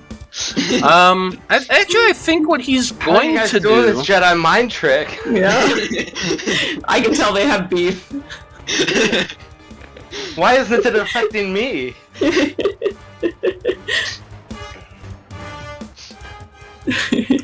Okay. Yeah, what it's actually going to do is it begins casting a spell. He's doing this using meta magic, so as a quicken spell. So that's always fun. What he's casting on, he's looking to your group there. He's right here. He can definitely see that. Range is good. So I am creating 20-foot radius.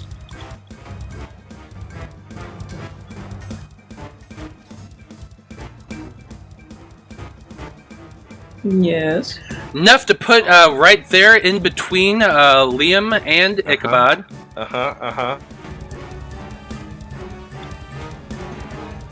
This is only half of his turn. Okay, yep, this is only half of his turn. What he's casting is Storm Sphere. So a 20-foot radius sphere of whirling air springs into existence, centering on that point there between the two of you. I'm going to... Yep, very, very windy. Each creature in the sphere, when it appears or that ends its turn there, must succeed on a strength saving throw or take 2d8 bludgeoning. So I need a strength saving throw from the both of you. Okay, you get a +4 Alright. because you're within 10 feet of me. Sweet. I got a 21. I Yeah. got a 12. Damn it. Didn't roll damage, that's weird. Okay, but The any... sphere's space is difficult terrain. Yep. Bludgeoning 2d6 bludgeoning damage. But none on a success, it looks like. Yep, not on you. So let's see here. So, yeah, Liam, you failed. Ichabod, you succeeded. Yep. So, 7 points of bludgeoning damage to you, Liam. 3 points to you, Ichabod. I don't think you take half damage. It just says it must. Oh, no, succeed you're on right. strength saving throw or take 2d6. Actually, yeah, you're right. You're absolutely right. Is it windy here? I'm holding my hat on my head. So we'll just call it right there for now. I liked it better where it was. Yeah, that's better. So that was his bonus action. And then, for his action, he's just going to go ahead and cast a cantrip, which I think he has the range for. No, he does not. So he's casting that at Apollyon instead. God damn it. There's a turtle right there. Where's the turtle? Oh, there is the turtle. I didn't see the turtle. You're absolutely right. The turtle is right there. I'm sorry. But he's still casting it at Apollyon. Okay. But that's a 15, so that does not hit. That spectral hand tries to swipe at you, but not gonna hit. Okay, Blaznir, you're up next, underneath a storm cloud, and your friends are being enveloped by a whirling wind. What are you wanting to do? These guys really like their storms. It's a bit, like, they're sticking too close to a theme, honestly. I say. You say. I say. How many? Sorry. Let's see. 3, 4, 5, 6. Okay, cool. How far away am I? Is my next question. 145 and 150. All right, I'm gonna just make my move. It's not like a difficult terrain in the storm, is it? The storm itself isn't. No, it's just a cloud. Yeah, it's just a cloud overhead. Alright, that's 30 feet of movement. I think I'm close enough now. Just barely. Okay. So, I'm gonna do I'm gonna do my thing yet again. I'm gonna make my hand movements, and 6 little spears of fire are gonna pop out and just Scorching Ray at 5th level. Scorching Ray at 5th level at the White Dragonborn. Okay. 3 to each of those spellcasters. 3 to each? Yep. Explain 5th level to us. 5th level is I get to add a Scorching Ray to each level I cast, upcast it. Okay. So with 5th level I get 6 Scorching Rays. Okay, but you couldn't do 3 on each spellcaster if there's 3 spellcasters. Well, You could do I'm talking 2. about- Yeah, I'm you talking get about 2 on each. No, I'm talking about the 2. Green and white. Oh, you're talking about just green and white. Gotcha. Oh, Okay. okay. I didn't Oh. think. I forgot blue is a spellcaster because I was thinking he was something else. I understand now. Yes. Yep, no worries. You are all good. No. Okay. So I'm gonna do if I can. What am I doing? You're doing 6 Scorching Rays. Yeah. Just roll. Okay. 3 at green, 3 at white. Yep. This is at green first. 17, 18, and 21. Second 2 hit. Second 2 hit. All right. Oh, And okay. I get an extra D8 because Caia is hanging around. So that's 8, 9, 12 damage and 11 damage. Okay. And he needs to make 2 concentration checks as I do next 3. 13 doesn't hit. 20 and 12. Wow. Yeah, so just the 20 hits. Yep. And 12 to the other guy.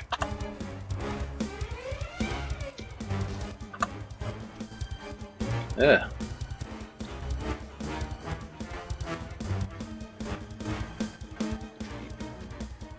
To the other guy.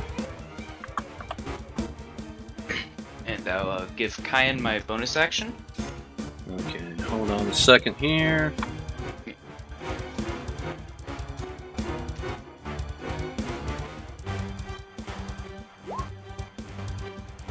Okay, so the second one did fail. Storm cloud. So with that, the storm cloud is now gone. Awesome. Just fizzles out into nothing. On the white. Oh, unfortunate. The sun came back out. White did save with a 19. So the wind is still going. Beautiful. Hate that. So it's Caia's turn now. He's gonna move 15 feet to me. And then both of us are gonna just kind of be enveloped in flame and get teleported away. Okay, tell us how that works. So, I mean, yeah, so, You go to a different plane of existence, or do you go to another spot on the map? I go 15 feet away. Okay. Yeah, the spirit and each willing creature of your choice within 5 feet is teleported up to 15 feet to an unoccupied space. Yeah.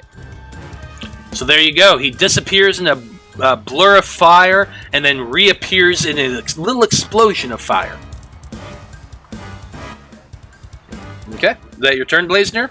He's gonna move the rest of his 15 feet Okay, go for it. right there. And that's it. Okay, that's it for Blaznir's turn. Next, we're finally up to Big Red. And, well, let's see.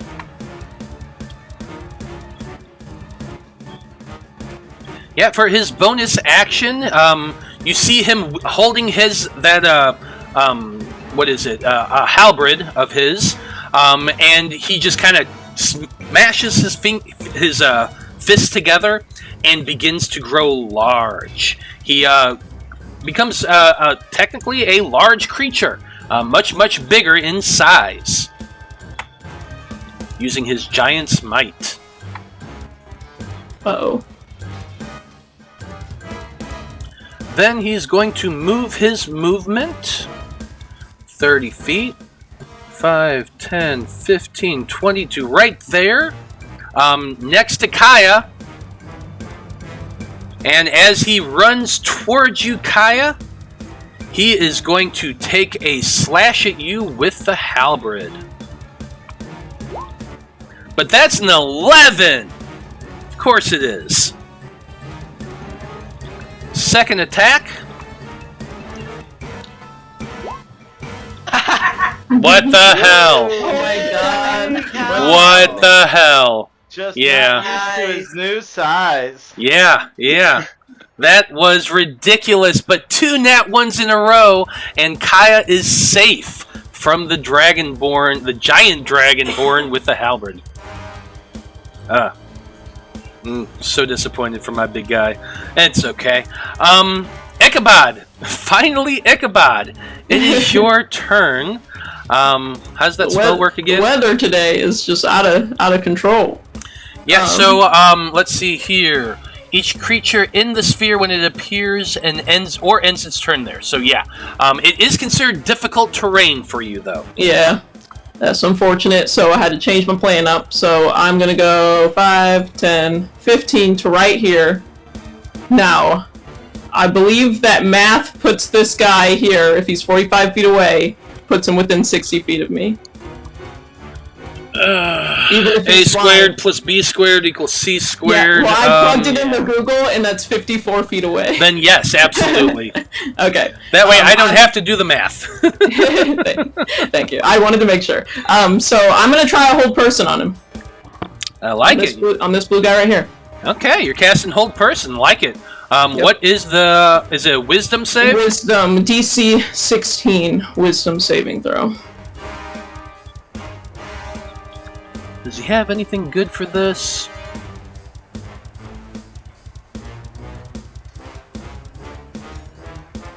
Just making sure something doesn't look like it. So, yeah. That 18, succeeds. that is a save. Mm-hmm. Well, I tried. Yep. So there's not a whole lot that I have as a bonus action, so I think I'm just going to end my turn there. Okay. Just gonna end your turn there. Well, next up, we're at the top of turn order, starting off with my sneaky boy Black over here. That's racist. He's a black-scaled dragonborn. And he's a rogue, so no, it's not. You can't say those phrases together. Oh, DM with racist live on screen. That's just... Yeah, We got canceled. meteors come falling out from the sky, landing on all of you. Everyone is dead. Character. Good thing Matt put a shield over the entire arena. 5, 10, 15, 20, 25, 30. Loophole. Matt defeated himself on that one. Okay. Well, dude in the back definitely saw Blaznir poofing around, and you can do the math when the spells come shooting out from him. So,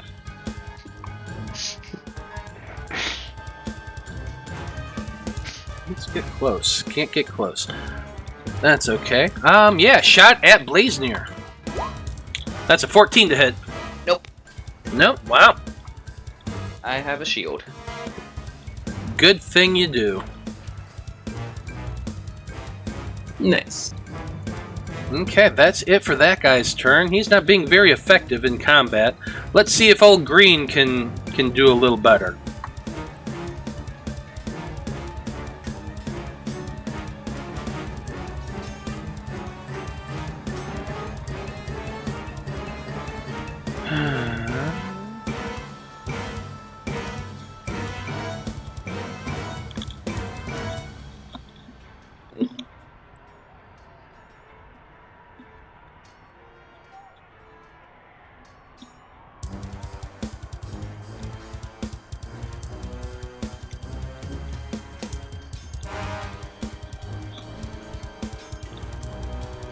Okay, so, yep,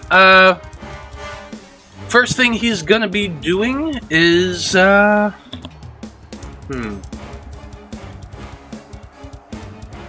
Yeah, I think the first thing he's gonna have to do is, heal himself.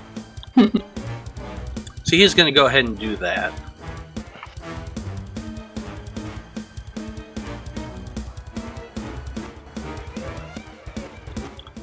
Whew, that was nice. Big O heal for that guy. Yep.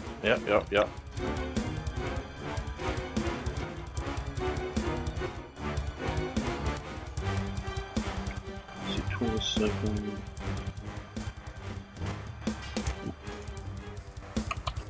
Yep, that's just all the way. Good. Like that. That was his action.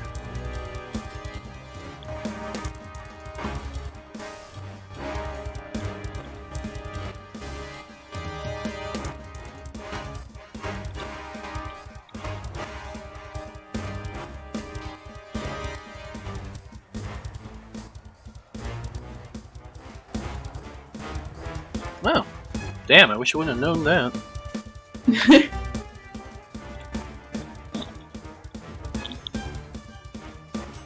actually kind of cool. Okay, yeah, homeboy's healed up. That's good.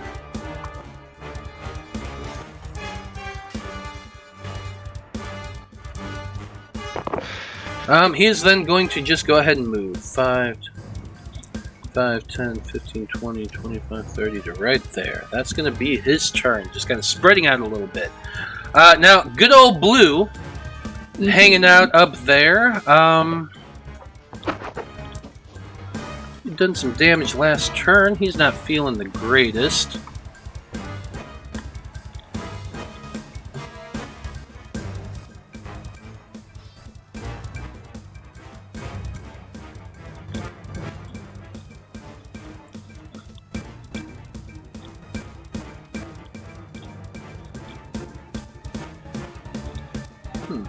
Why not? Yeah, you know what?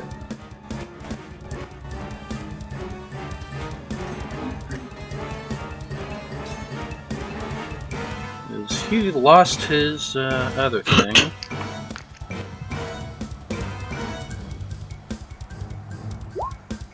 Oops, sorry. Yes, tell us about it.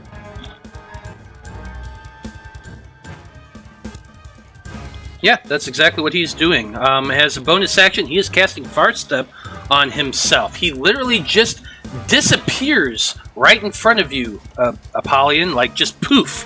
He's gone. Yeah. Up to 60 feet.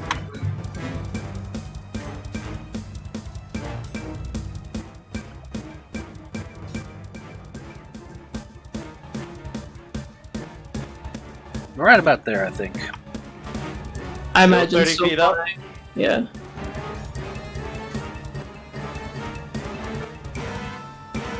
Poof! He disappears and reappears, flying there in the air near the big O column there. That's his bonus action. As his action, he's just gonna go ahead and let's see here. All this group over here. Also, Ichabod, Yeah. you're right on the edge of that spell. So you did end your turn tell me on that about it. spell. I did not notice that. So you did still take the effect of that. You do need to make a what was that? Strength save. Strength saving throw. 25. Oh yeah, you're good. Never mind. You're good. Anywho, yeah, I think he's going to be. Apollyon was that clear threat, and so he just poofs and disappears at the far side. He's going to make a couple Eldritch Blast shots at you as his bonus actions. That's really all I can do. Do it. Someone gave up his soul. Shame on you. How dare he? 20 and a 17. 20 hits. Oh no, Does- I'm sorry. No, neither of them hit. I don't know what I'm thinking. Neither What's of them your hit? AC? What's your AC now? 21. Nice. Okay. Neither of them hit. 2 shots go flying at you. One of them you just bash away with your shield. And you are good. Liam, you're up next. You're in this area of wind. Yep.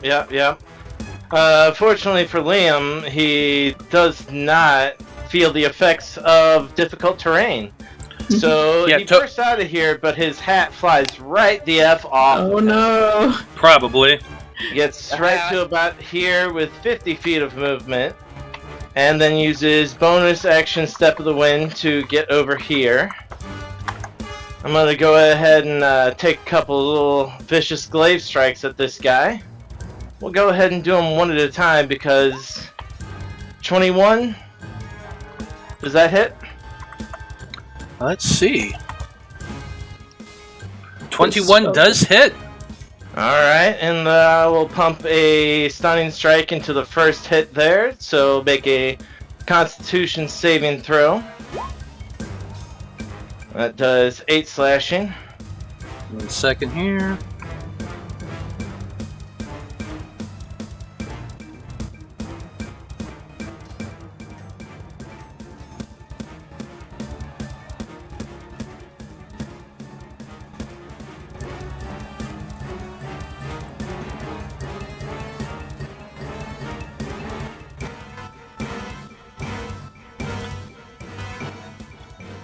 Okay, before that happens, though, I did forget that he's a polearm master as well. Okay, Ooh. so take a strike at me as I enter his range. Yes, he is. So, let me do that before I do the con saving throw. Fair enough. That was a 15.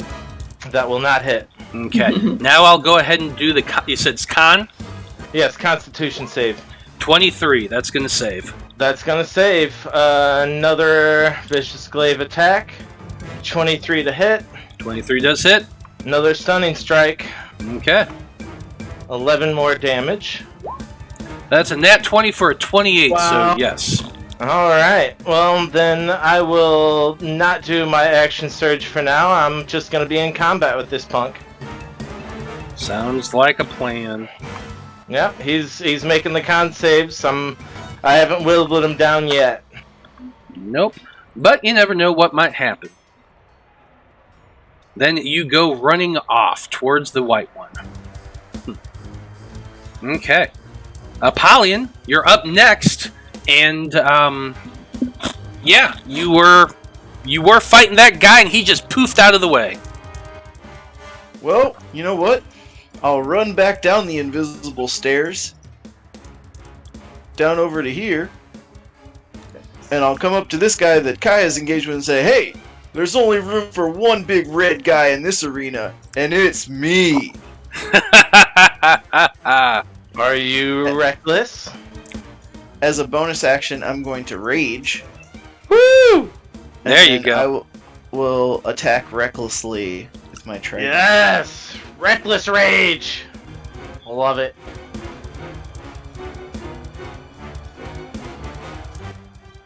A 17 and a 29. The 29 hits.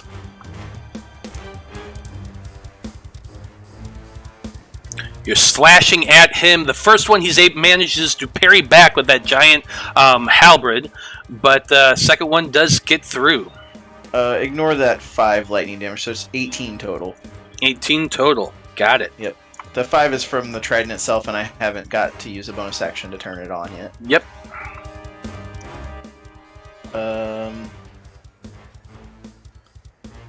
Can I do anything else? I don't think so. Alright, that's it. Just gonna Okay. attack this guy. Got it. Somehow Big Red lured you in. Now he's got his audience. Yes, he does. Okay, Caia, you're up next. I'm gonna do what Caia does best.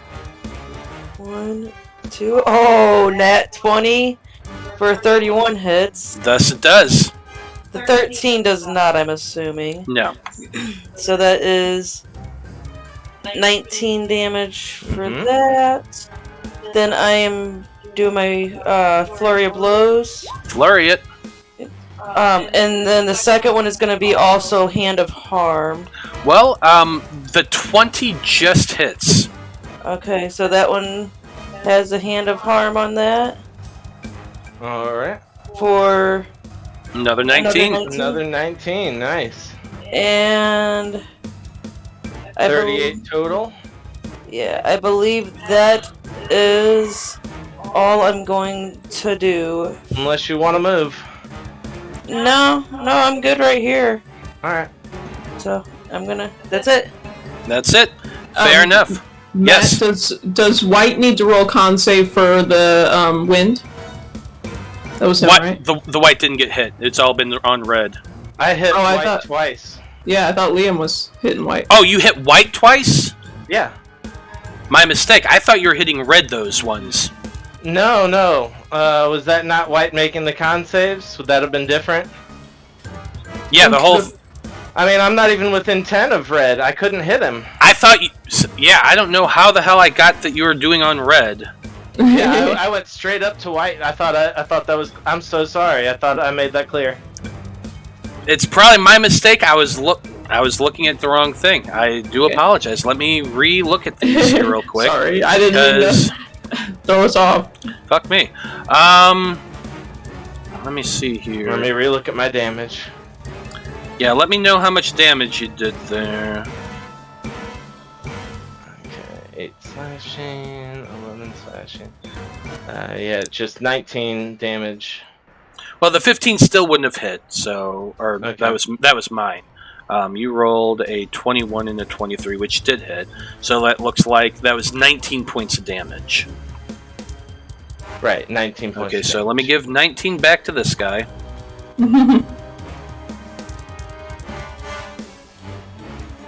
Oh, Math, you fucked us again.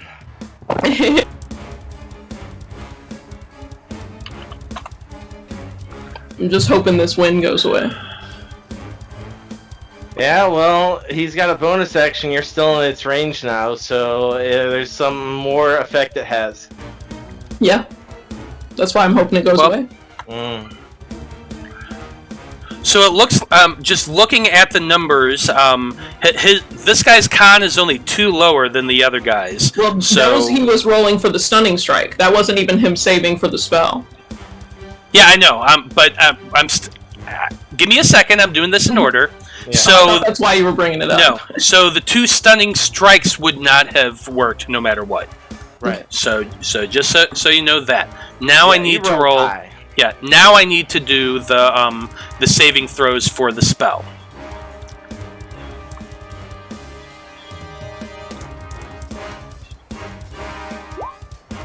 Yes.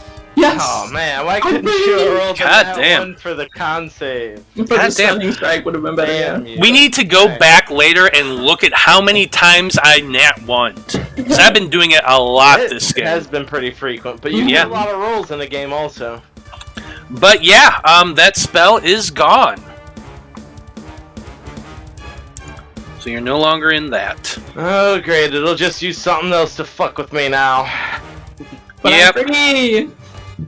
But yeah, anyway, you did the 2 brass knuckle attacks. You got the damage in on the Dragonborn. Caia, did you have anything else you could do? You still have your movement. No, because I don't want to invoke attack of opportunity. I'm gonna keep going after this one. You got it.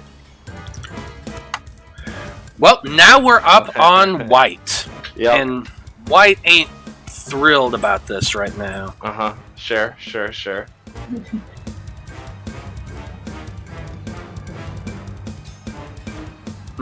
What do I want to do?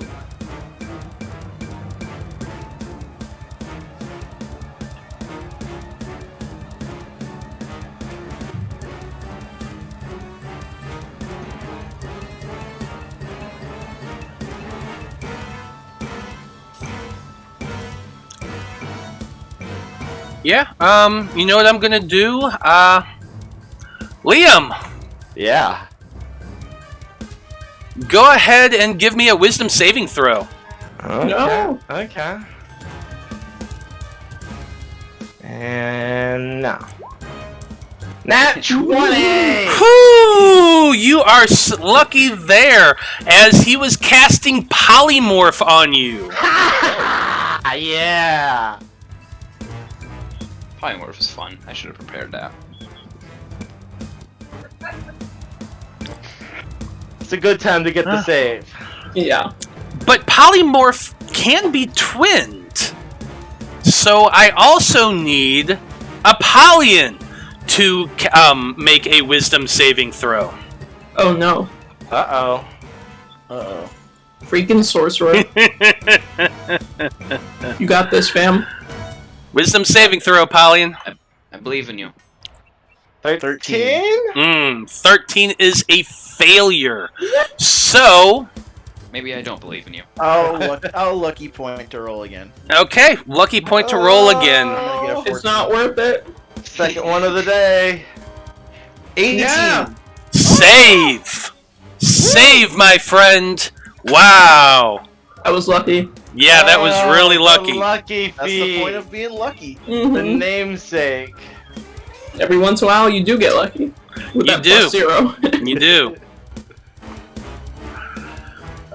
He is... Yeah, White is frustrated, to be sure. I guess as a bonus action...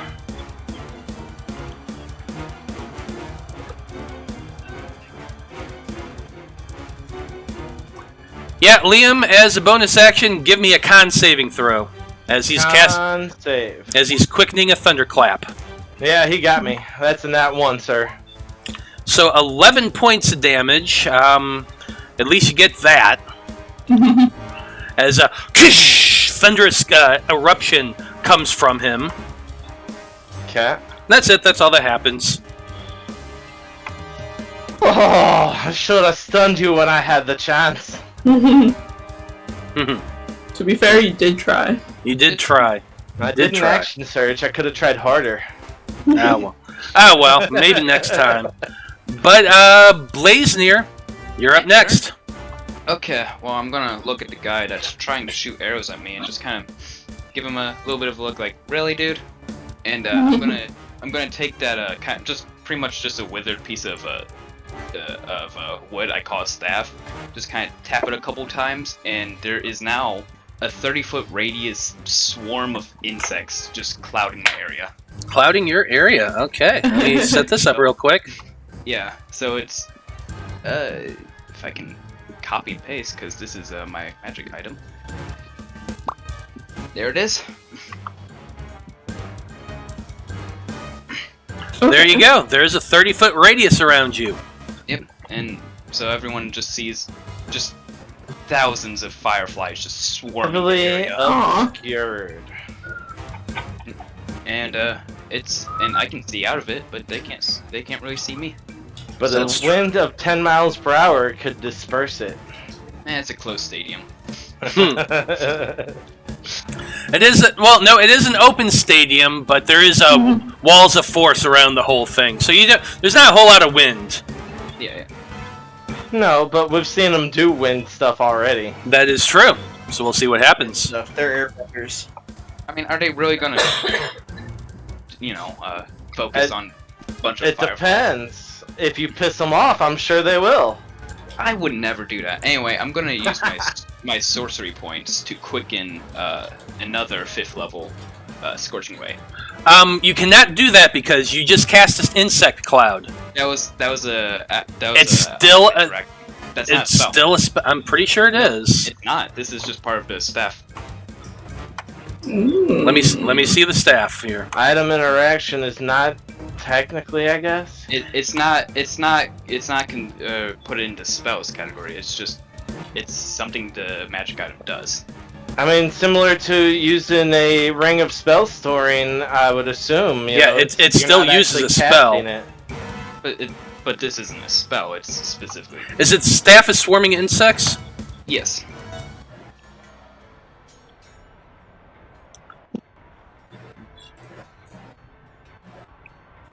Yes, spells. It says in the category spells. Insect While cloud holding the staff. Oh wait a minute. Let's see. While holding the It is staff. separate. Insect cloud is separate. Let me see here. While holding the staff of insect.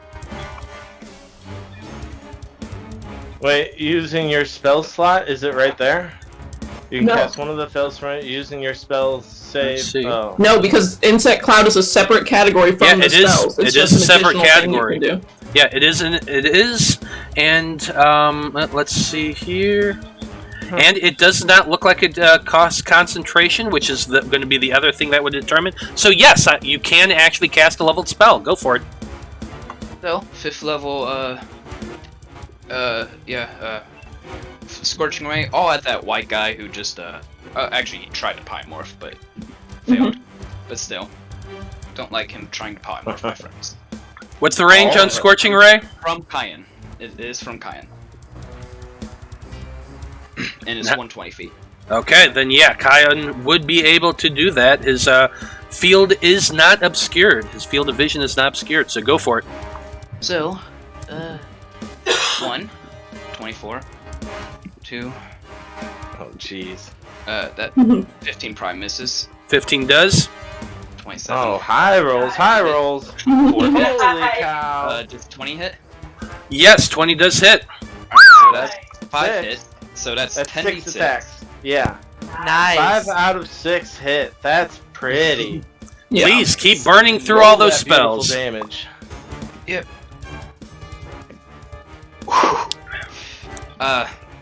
I did roll that out just because I didn't want to have to do that. And plus That'd be D8. So 9. So that first hit would have been 14, and then everything. I mean, just a bunch of. So yeah, 10. Oh, actually, 49. because he didn't actually succeed on the spell. So yeah, 35 total points of damage. Blaznir, tell me how this looks. Oh, I killed him, didn't I? Yeah, you did 35 points of damage on him. Yeah, is there any way to do this, where it doesn't just immolate him?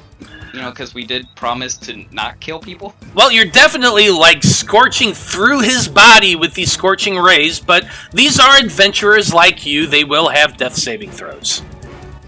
Alright, so, yeah, you just, I don't know, I'm not very good at describing death blows, Imagine 6 very hot fireballs hitting a person. Describe what it rays. looks like. Yeah.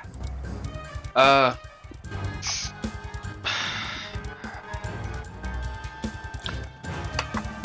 can do it for you. It's fine. Yeah, This is a yeah. 3-hour program. Yeah. So, 5 red bolts of hot energy come shooting out of Caia's little paw like a laser beam, striking this Dragonborn multiple times, burning into his flesh. Liam, you can see big blisters of burn marks covering his body from being hit repeatedly, and he just drops down to the ground, unconscious and bleeding out. Whoopsie. I have. Wait, wouldn't the wounds get cauterized with that flame? Stop. Yeah, technically, but he's been taking some slashes too from Have you ever people. seen charred skin? It's charred, but it still bleeds. Yeah, cauterization is much slower of a process. Yeah, that's like specific targeted burns that you're talking about. This is just all over, like, seared his body. Alright, free action, I'm just gonna call up. Oh, I'm so sorry, I didn't mean to, give you that much. Yeah, that was quite a bit of damage there. Next up, we got Big Red, who Togapika gave advantage to. Oh, nice. Togapika doesn't like us. Evil. What do I want to do?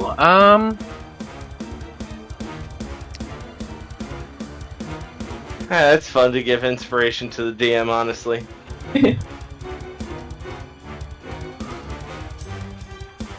Yeah, okay. For his action, which he has advantage on this, the first thing he's going to be doing is taking 2 swings at Caia.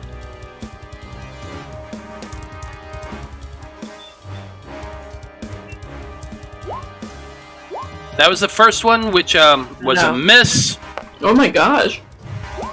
Wow, what the fuck? Yeah, I The can't. rolls are- My rolls are shit today. So because okay of with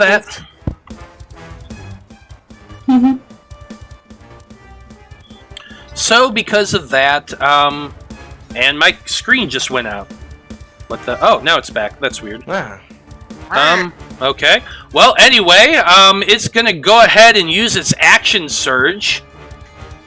Because fuck you, that was just annoying. Yeah, thank you. Let's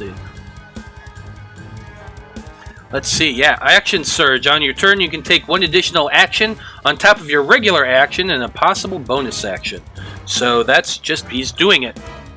2 more swings with the halberd.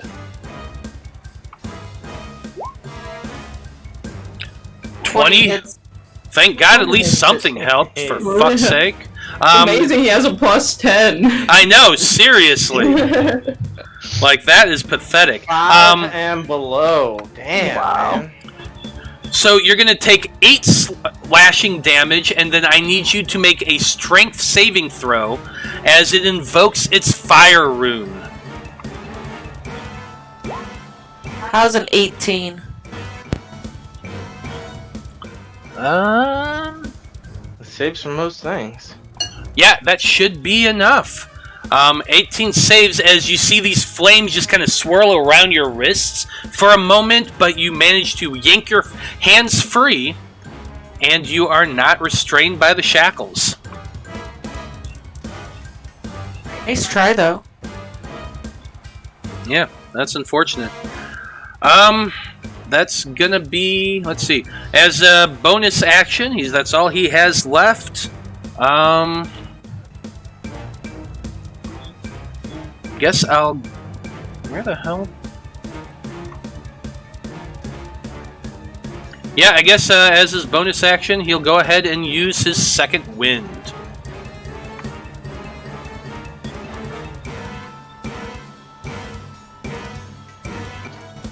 Not bad. Yeah.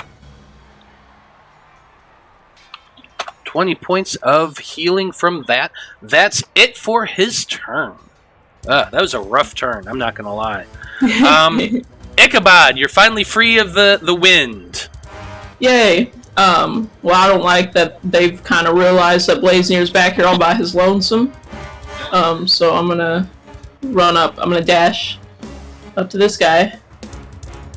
Okay. And then I'm going to, as my bonus question, do we think that we're going to be fighting the finale in the same day? Yes, you will be. We will be? Okay, Yes. well in that case, I'm not going to do anything with my bonus action. Nothing at all. I'm going to stand here within range of this guy. So if he attempts to leave, I can whip him. Fair enough.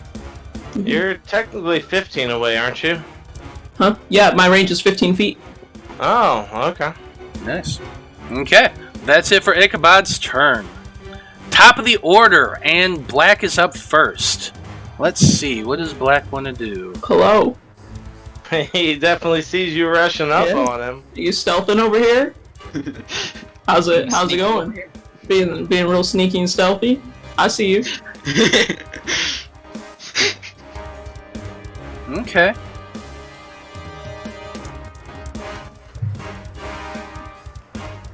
Why don't you try being a man for once? 1v1 me. Wow. You don't have to do compel duel just yet. Yeah, I don't have to whip the compelled duel out. If I can get him just psychologically without it, I'll try. I'm still waiting for a really good use of compelled duel in my back pocket. God, what do I want to do with this guy? There's so many fun things to do. I First really want you to pull like a glove out of your pocket and smack somebody across the face for compel duel. Yeah. You have been challenged, sir. I was hoping my wife was like seeing another man so I could do compelled duel with him. You have assaulted my honor. It's my wife. I will not be a cuck. You will not cuck me, sir. So what's going to happen is this guy, hearing Ichabod taunt him, he's going to come running up as he pulls out his rapier. He's going to make a stab at you. That's a 28 to hit. For sure. Okay, he definitely seems to be the fancy footwork type, and he stabs at you with his rapier. Doing a total of 14 and 17. So that would be 31 points of 41. damage. Wait, yeah, No, you're right, 31. 31 points of you're damage. Yep. I'm gonna parry. Okay, you're gonna parry. So that's D8 plus my dex. So probably not a whole lot, but it's a little. Let's see what I get on my D8. Nice. Okay, so 6 plus 2, 8. So I negate 8 of that. You're able to negate 8 of that damage. Nice. Okay, that was his action. Now, since he attacked you using that fancy footwork, he is able to then just turn and run away without you getting an opportunity attack. Yeah, so that's why I used my parry. Yep. So let's see. He used 10 movement there. 5, 10, 15, 20. Bonus action dash. 5, 10, 15. I thought for 20, a second you were acting like a man. 30. You rushed me. That was awesome. and then you fled like a bitch. Yep, seems so. Ain't that a shame? But that hurt. Okay, that's it for him. Green is up next. Poor Green. He's been having a rough time of it right now. First thing he's gonna do is... Oh, I don't know. Power word kill. Power word kill. Goodbye, everyone.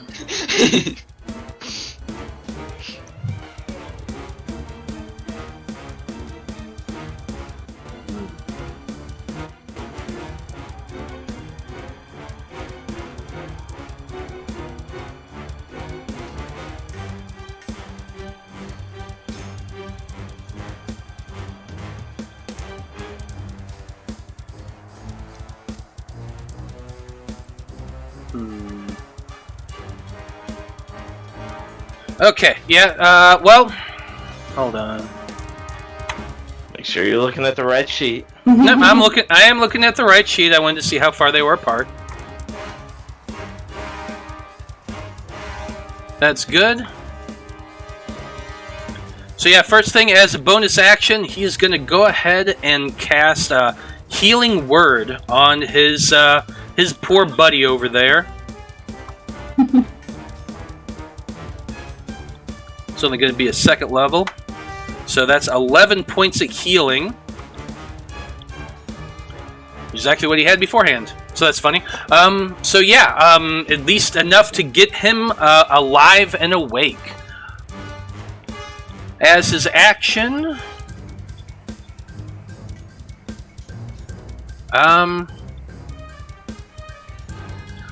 Liam, I'm going to need you to make a wisdom saving throw for me.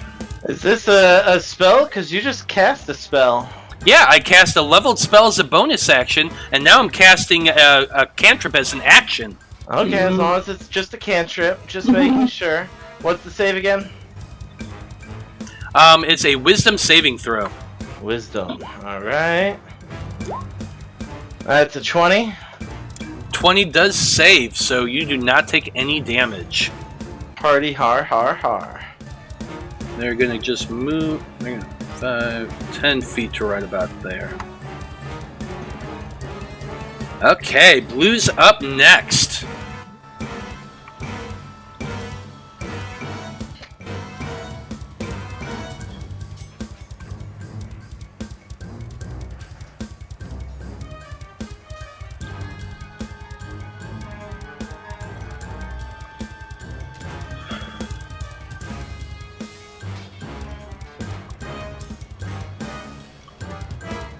Okay, so what Blue's gonna do?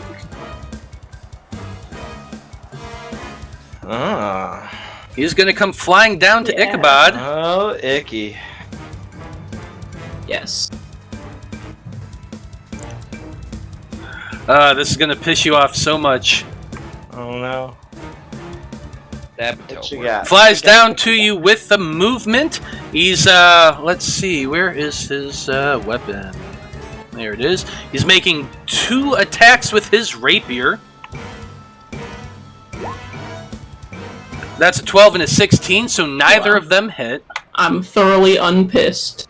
Yeah, well, this is what pisses you off, is because as the bonus action, the far step goes ahead and takes into effect, and he teleports away again, 60 feet. Good for him. I mean, I already used my reaction, so... No, you didn't. I'm not mad. Yeah, I did. I used my reaction to parry. Oh, that's right. You did use your reaction to parry. You're right. You're right. It's like chess, baby. I'm one step ahead of you. Yeah, I love it.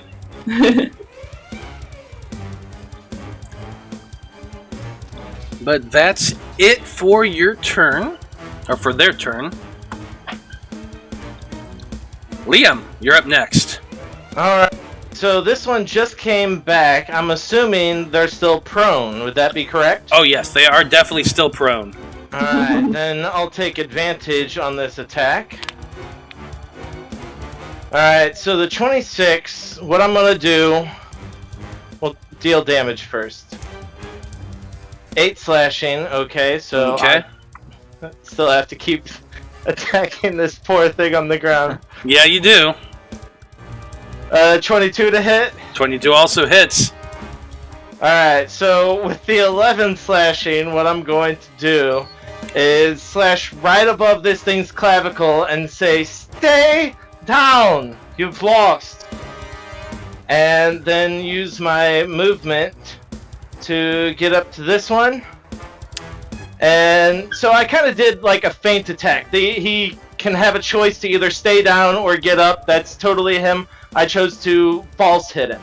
Well, so when you say false hit him, did you not deal the 11 points of damage? Because that was enough to knock him unconscious again. Right. Yeah, I know it was, and he knows it was, and we both agreed to do non-lethal damage, so I'm telling him to step out of the match. And just play dead. Like, I've done enough damage to him, and he knows it. Yeah. Okay, so you basically stab as though you're going to hit, but then stop at the last second.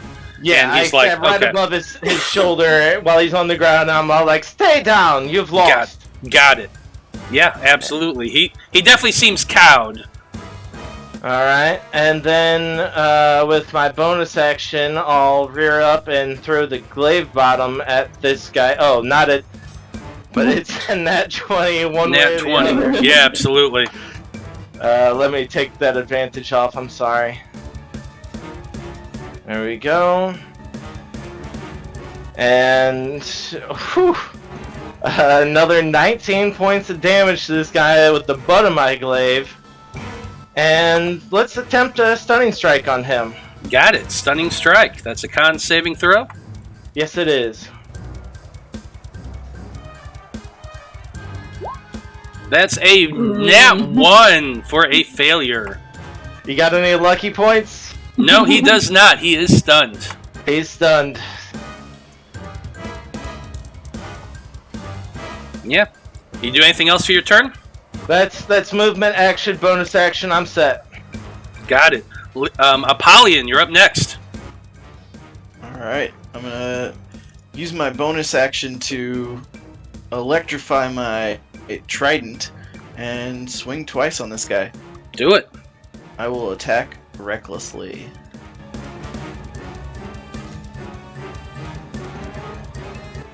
Boom! That's a critical! Yeah, both hit.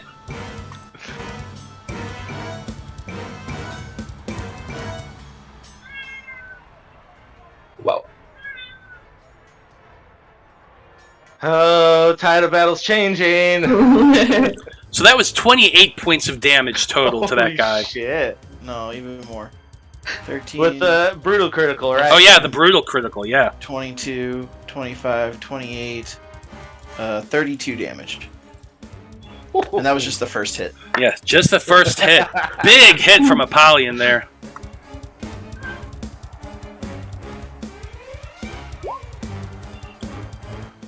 Second hit is going to be... Did you ever 23. activate the trident? Yeah, he did. Okay. Hell yeah. So, yeah, 23 and 32, so 55 damage. Yeah, 55 points of damage. He is not looking great. Is still alive though.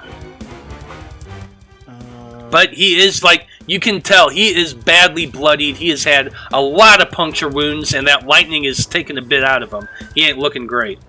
Alright, I'll free action say to him, concede! You've been beaten.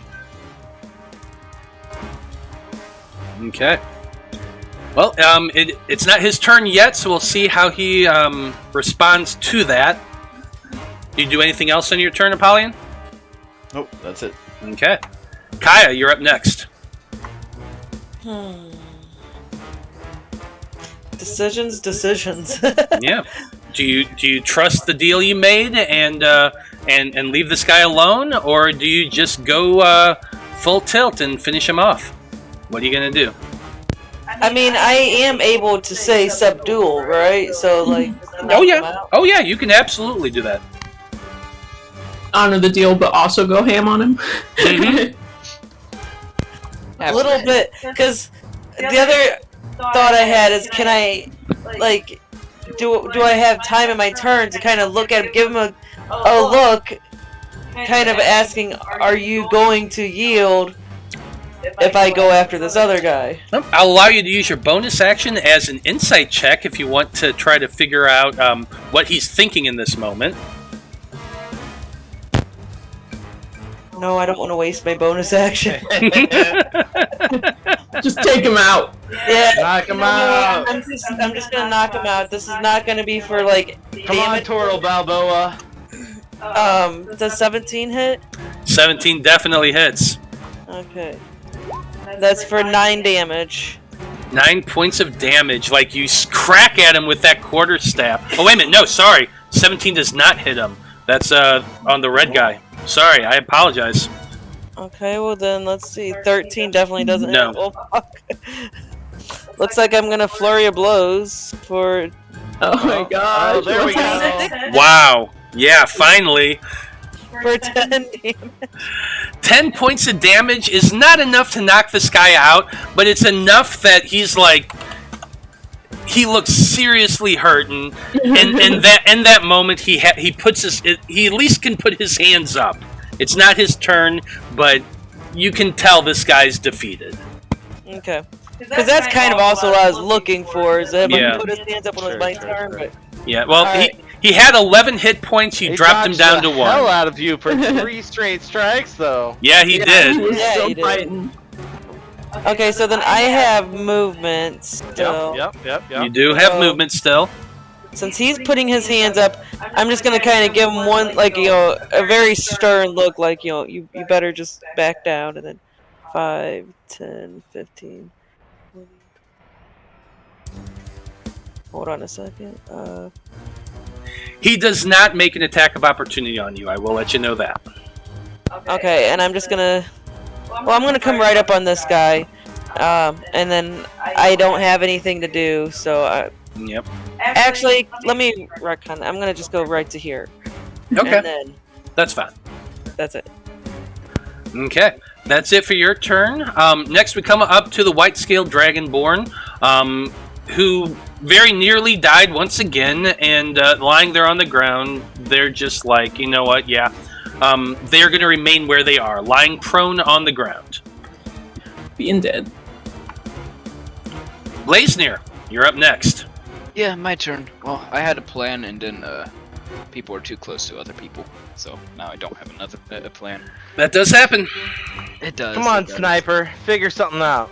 Well, you know, I just wanted to trap someone in a wall of fire. Save those spells for later. We're gonna need them. I know.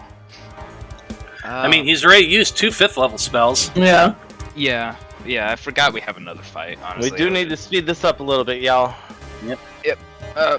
Okay, 30 feet right there. Okay, that's cool. I'm gonna move my 30 feet. I see a little guy over there. Ugh, bugs. Yep, you do, and as you come running up, like, you just hit Ichabod on the edge with that spell, and you're just, like, covered in fireflies, Ichabod. Gross. Disgusting. I don't notice at all. Probably not. That's fine. 120 feet, cool. Closing Dragon, first time in chat, saying, kick their ass! Alright, I'm gonna pull out a little cube, or not cube, piece of obsidian, and do a couple hand motions and cast Erupting Earth. Improper spelling of there, but this isn't the time to talk about that. Which is why I didn't bother mentioning it at all. Oh, that's not what I wanted. Okay. 20-foot cube. Just right there. And, he needs to make a dexterity save. Indeed he does.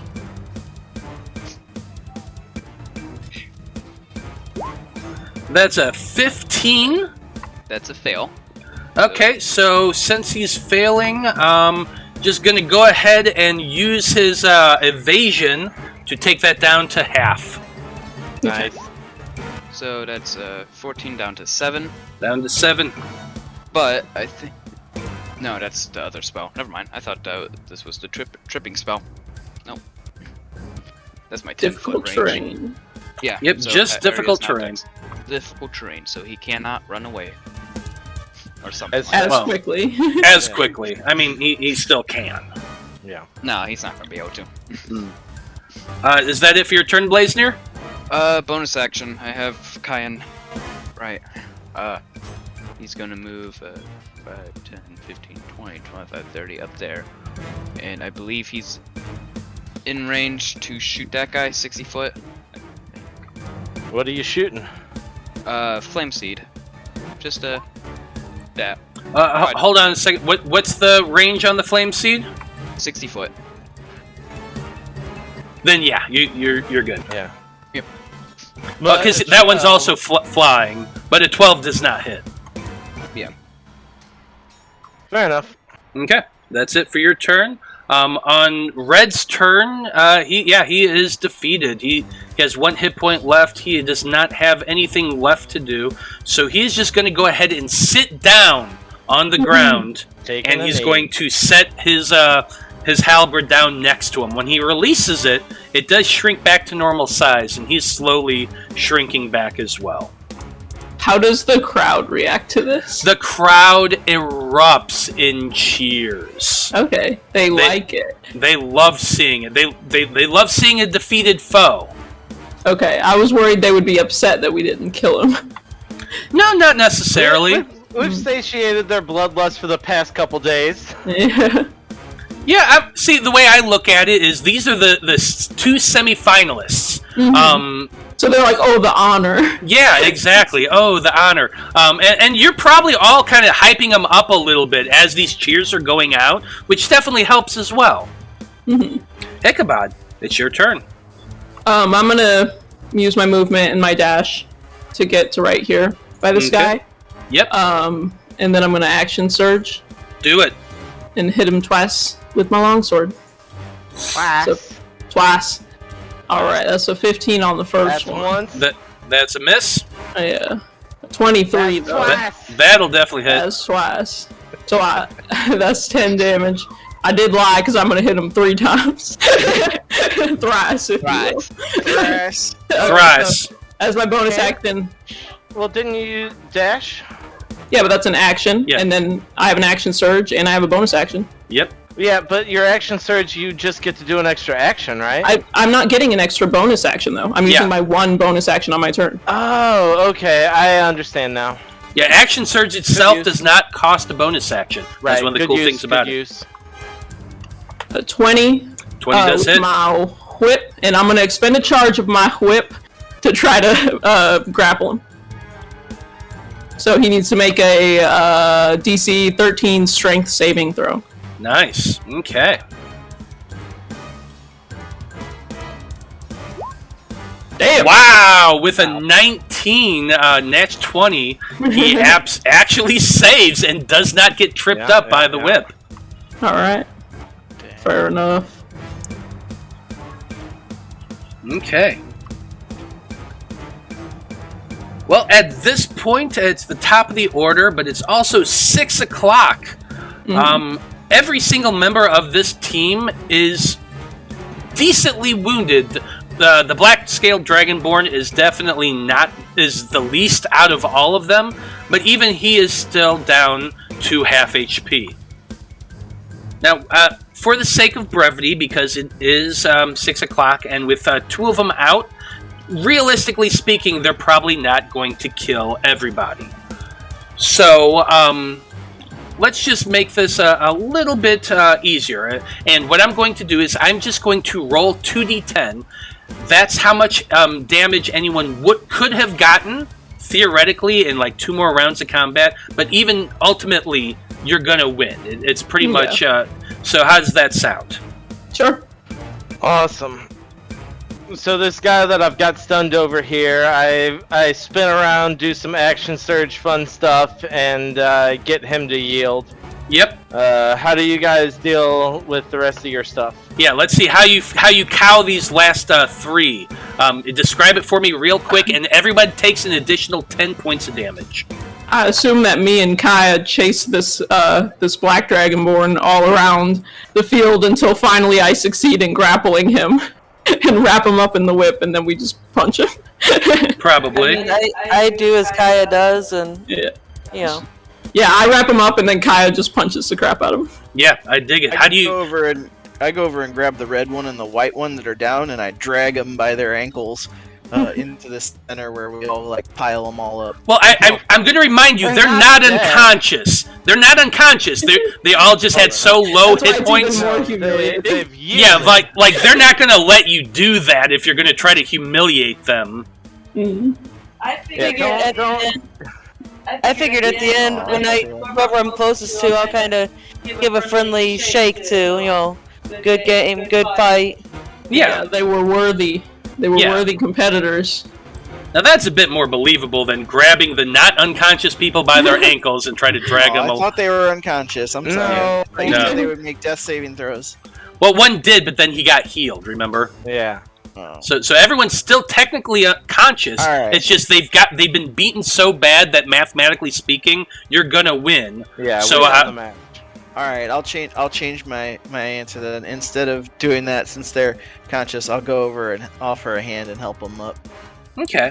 Now that's a bit more sporting, and probably with Blaznir and Caia working together can take out the guy who's been flying around, taking pot shots at your group. Okay.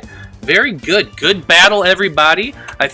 Next session, I think, is going to be the last one where you face off against Grovagar and his team. So that should be a lot of fun. Is the Zaim like cool with this? Now, so do the thumb thing. Yeah, so actually he does. So the way it ends is once everyone is defeated and they have all said that they yield, the Zaim stands up and walks over to the balcony and once again puts his thumb up and down with the crowd. Now the way your group has been acting, this very sportsman-like, honorable types, the crowd is like cheering and loving this, and they're calling out, "Save! Save! Save!" The Zaim still has his thumb going back and forth, but finally turns it upward, points up, and says, "Yes, they should be allowed to be saved." The MC's calling out, congratulating you all. Wasn't the Dragonborn, the Chroma Brigade, well fought? Didn't the Gladiators on this side fight with precision and skill? And you do see Grovagar walk up next to the Zaim, and he's applauding as well. You also spot in behind him that blonde bard. Just sitting there in a chair, kind of casually strumming, but he does stand up and kind of give you all a wink. And that's where we're going to end things for this session. I like him so much, I don't want to ever fight him, Matt. Who? I like Golden Tongue. Golden Tongue? I like this constant, back and forth. I love it. I really do. I never want to fight him. Well, I guess we'll just have to wait and see what happens, won't we? Good match, guys. Good game. Good game. But yeah, well done, everybody. You survived. I mean, it was pretty close there for a little bit. Y'all take some damage. They took some damage. I think it was very close. I think that was exactly what I was looking for. So. Good job, everybody. Good use of tactics while dealing with that, with spellcasters and all that.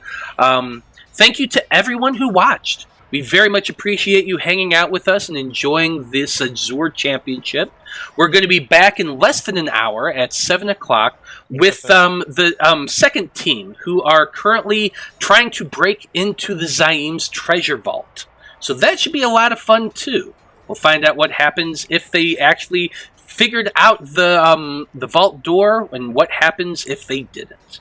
So, on behalf of everyone here in the Gladiator fight, I just want to say thank you once again for watching. Have a great evening, and we'll see you next time. Good night. Good night. Peace.